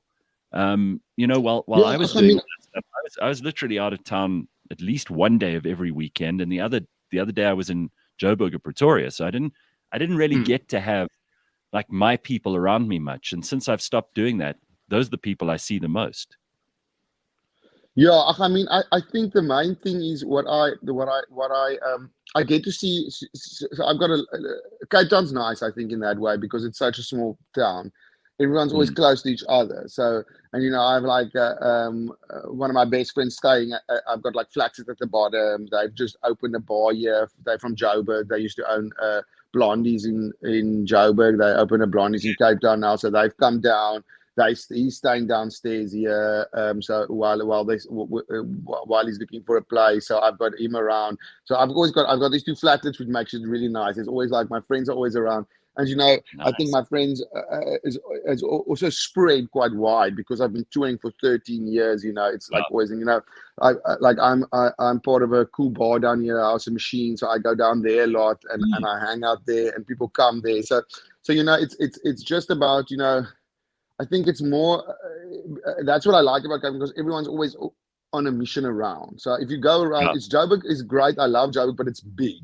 So if you have to kind of tell people, I'm going here now. Here, you just bump into people at the bloody Woolworths because everyone goes to the same places. So that's it makes it feel more like you always get to see people. And I also have my house is really set up for entertainment over the years. It's all I've lived here for like 13 years, and I've kind of built it to become like a place.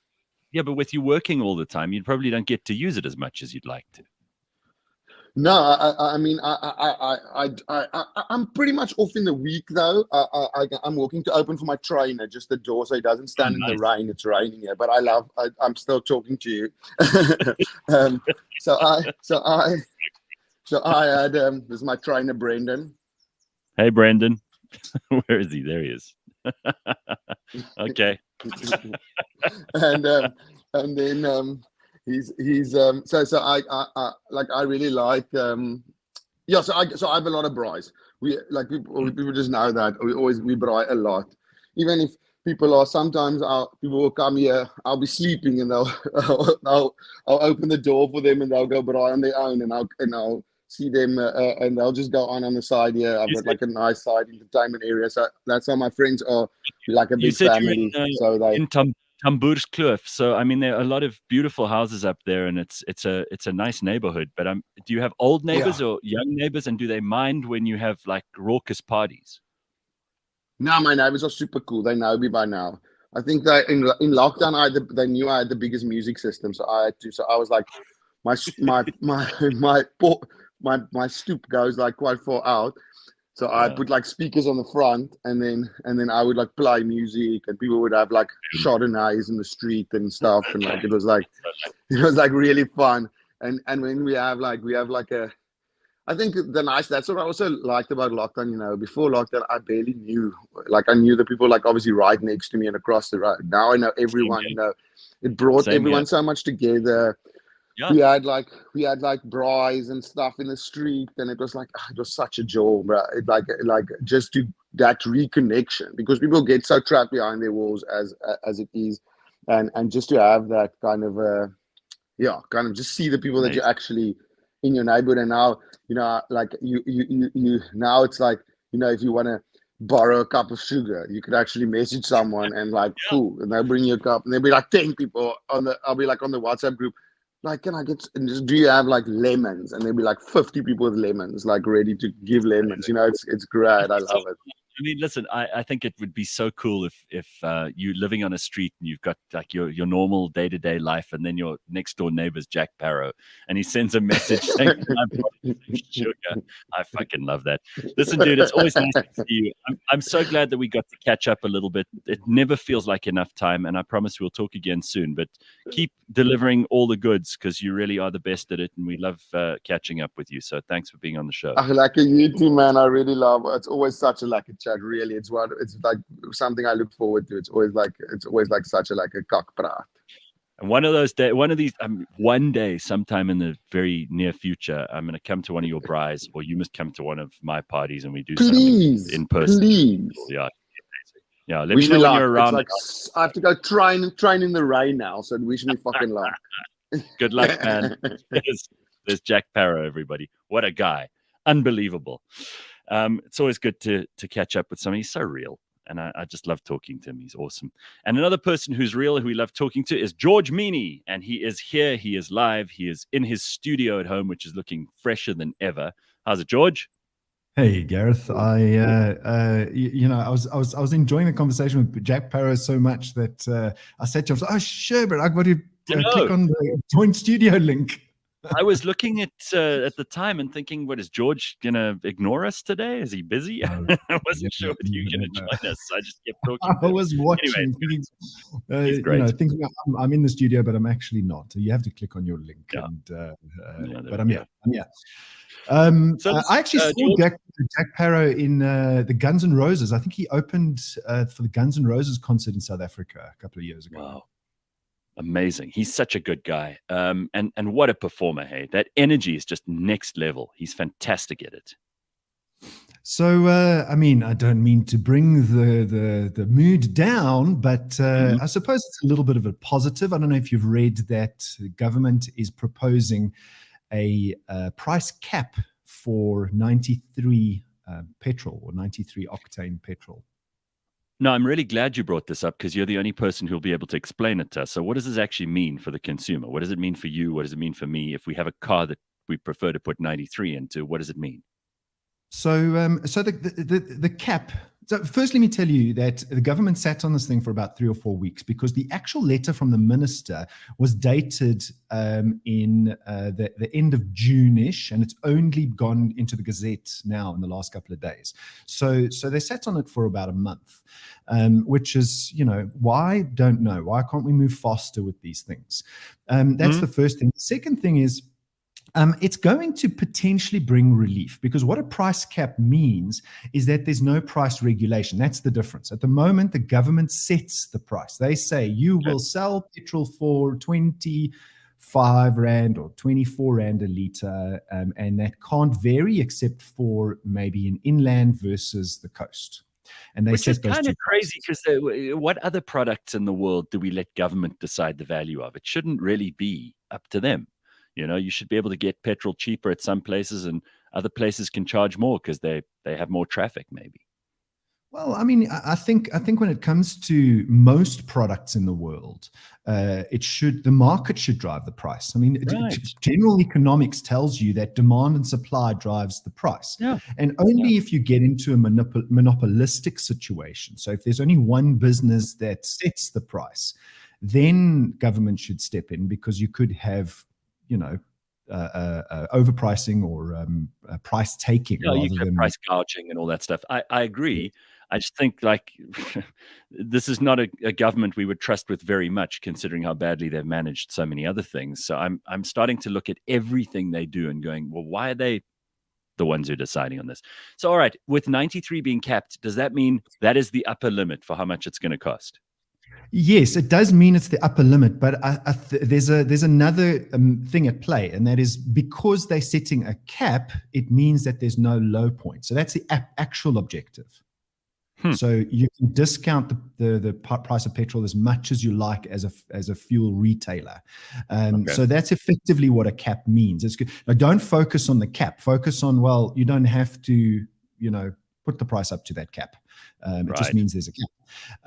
All right. So fuel retailers only make, and I think herein lies the rub, only make R2.28 per litre.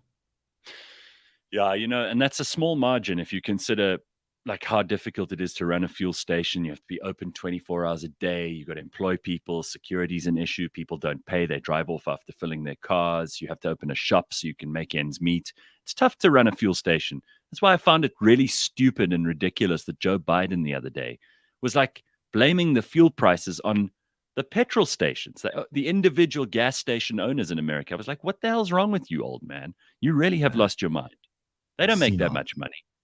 No, R2.28 on, R2.50, R2.60 a litre, depending on which octane and region you're in. So R2.28 per litre, which is under 10% margin. You have to pump hundreds of thousands of litres in order to really cover the costs of that filling station. So what is the effect, or the net effect of this?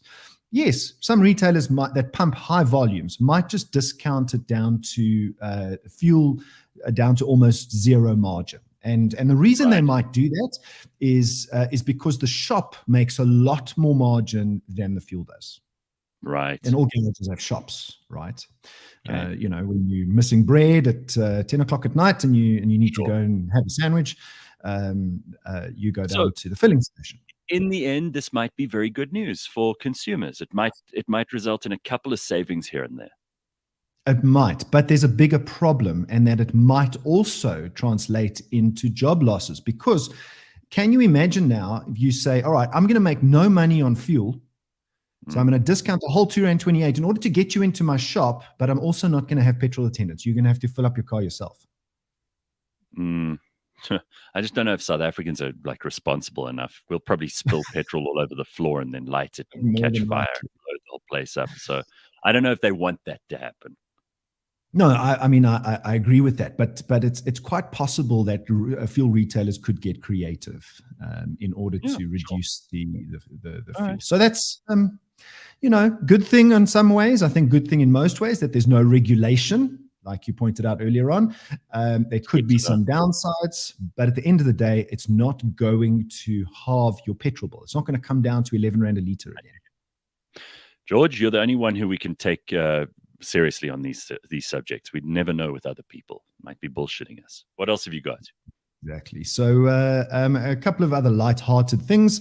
The one is, did you know that in America there is a secret card that you can be a member of, or an organization you can be a member of, that gets you out of law-breaking activity? So listen to this. What? It's called a PBA courtesy card. Fully legal, right? PBA courtesy card. It stands for Police Benevolent Association. Nearly every police officer carries one of these cards in the United States. And typically the card follows with the words, the bearer of this card is a supporter of the PBA and you should try to extend every courtesy possible. It doesn't mean that you're going to get out of what you've just got yourself into. But what happens is the police officer comes to your car and says, license and registration, please. I mean, you've seen that in the movies. That's real. And what the person holding the PBA card does is he pulls out his license and registration card and with it, the PBA card, and he hands it to the police officer. So there's no words exchanged.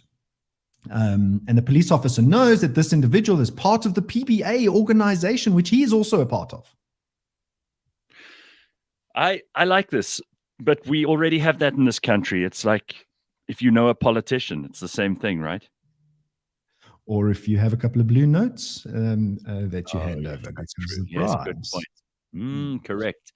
Not that we're endorsing that kind of behavior, George. You and I are very careful not to be associated with that sort of thing. Not. But yes, it does happen. We've got to be realistic about it. Sure. Yes, we have to be realistic about it. It does happen. And then very, very lastly, what do you do if you need to pee while driving?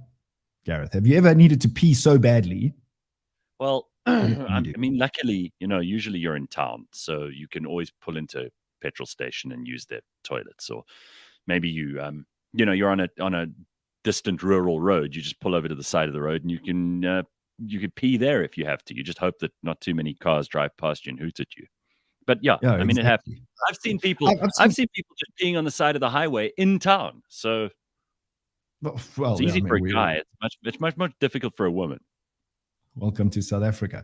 So I think one of the things that you shouldn't do is let your assets be exposed when you're peeing. I see so much of that. It's so disrespectful to everybody else. It's the most irritating thing for me. But a couple of other things you can do. I've got some light-hearted ones, and then I've got a serious one. The one is wear an adult diaper. Oh my God, no. Not a chance. I would rather be humiliated publicly and have everybody hooting at me and stopping and giving me hand signals and all kinds of things than pee in an adult diaper. I think that's so demeaning and undignified. I absolutely agree. The other is you can pee in a Ziploc bag. Apparently, a very large Ziploc bag is quite effective. Dude, all right, I'm going to try and take this seriously. What else? Okay, and then the very serious one. If you really, really, I keep one of these in my aeroplane. Okay, because when you're in the sky and there's nowhere to go, I've never used it, but when you're in the sky and there's nowhere to go, you got to go. You got to go. There is a product online in South Africa called Got2We. So the word got, the number 2, and WEE, the word we. Got2We. Go Google it. I promise you, it is a real thing. Okay, and what does it look like? How does it work? Well, it's like a little, almost like a pad, and it's got an absorbent material like a nappy, and all you do is you put this over your pee area, and you pee into it, and it sucks all of the pee into the Got2We device. You hope so. You hope so. You hope you don't have spillage. All right. Well, you taught me something, George. I didn't know about these things. So every day is a learning day on this show, and especially on Fridays when we have you on. All right. Thank you very much, George Mienie. That is all we've got time for this morning. CliffCentral.com wrapping up this Friday. Hope you have a good weekend. And thank you, Borge, says Sanele. Of course. What would you do without Borge on a Friday? And we will be back on Monday morning, 6 a.m., bright and early. Big thank you to all of our guests and to you for joining us today. Like and subscribe, please, before we go. Otherwise, it doesn't count. Nobody cares then. Got to like and subscribe. And don't miss George's show on Monday, the Auto Trader podcast. They've always got interesting stuff. If you like what he said today, that's just like a taste of what they do on their full show every week. Make sure you don't miss it. Cheers, everybody.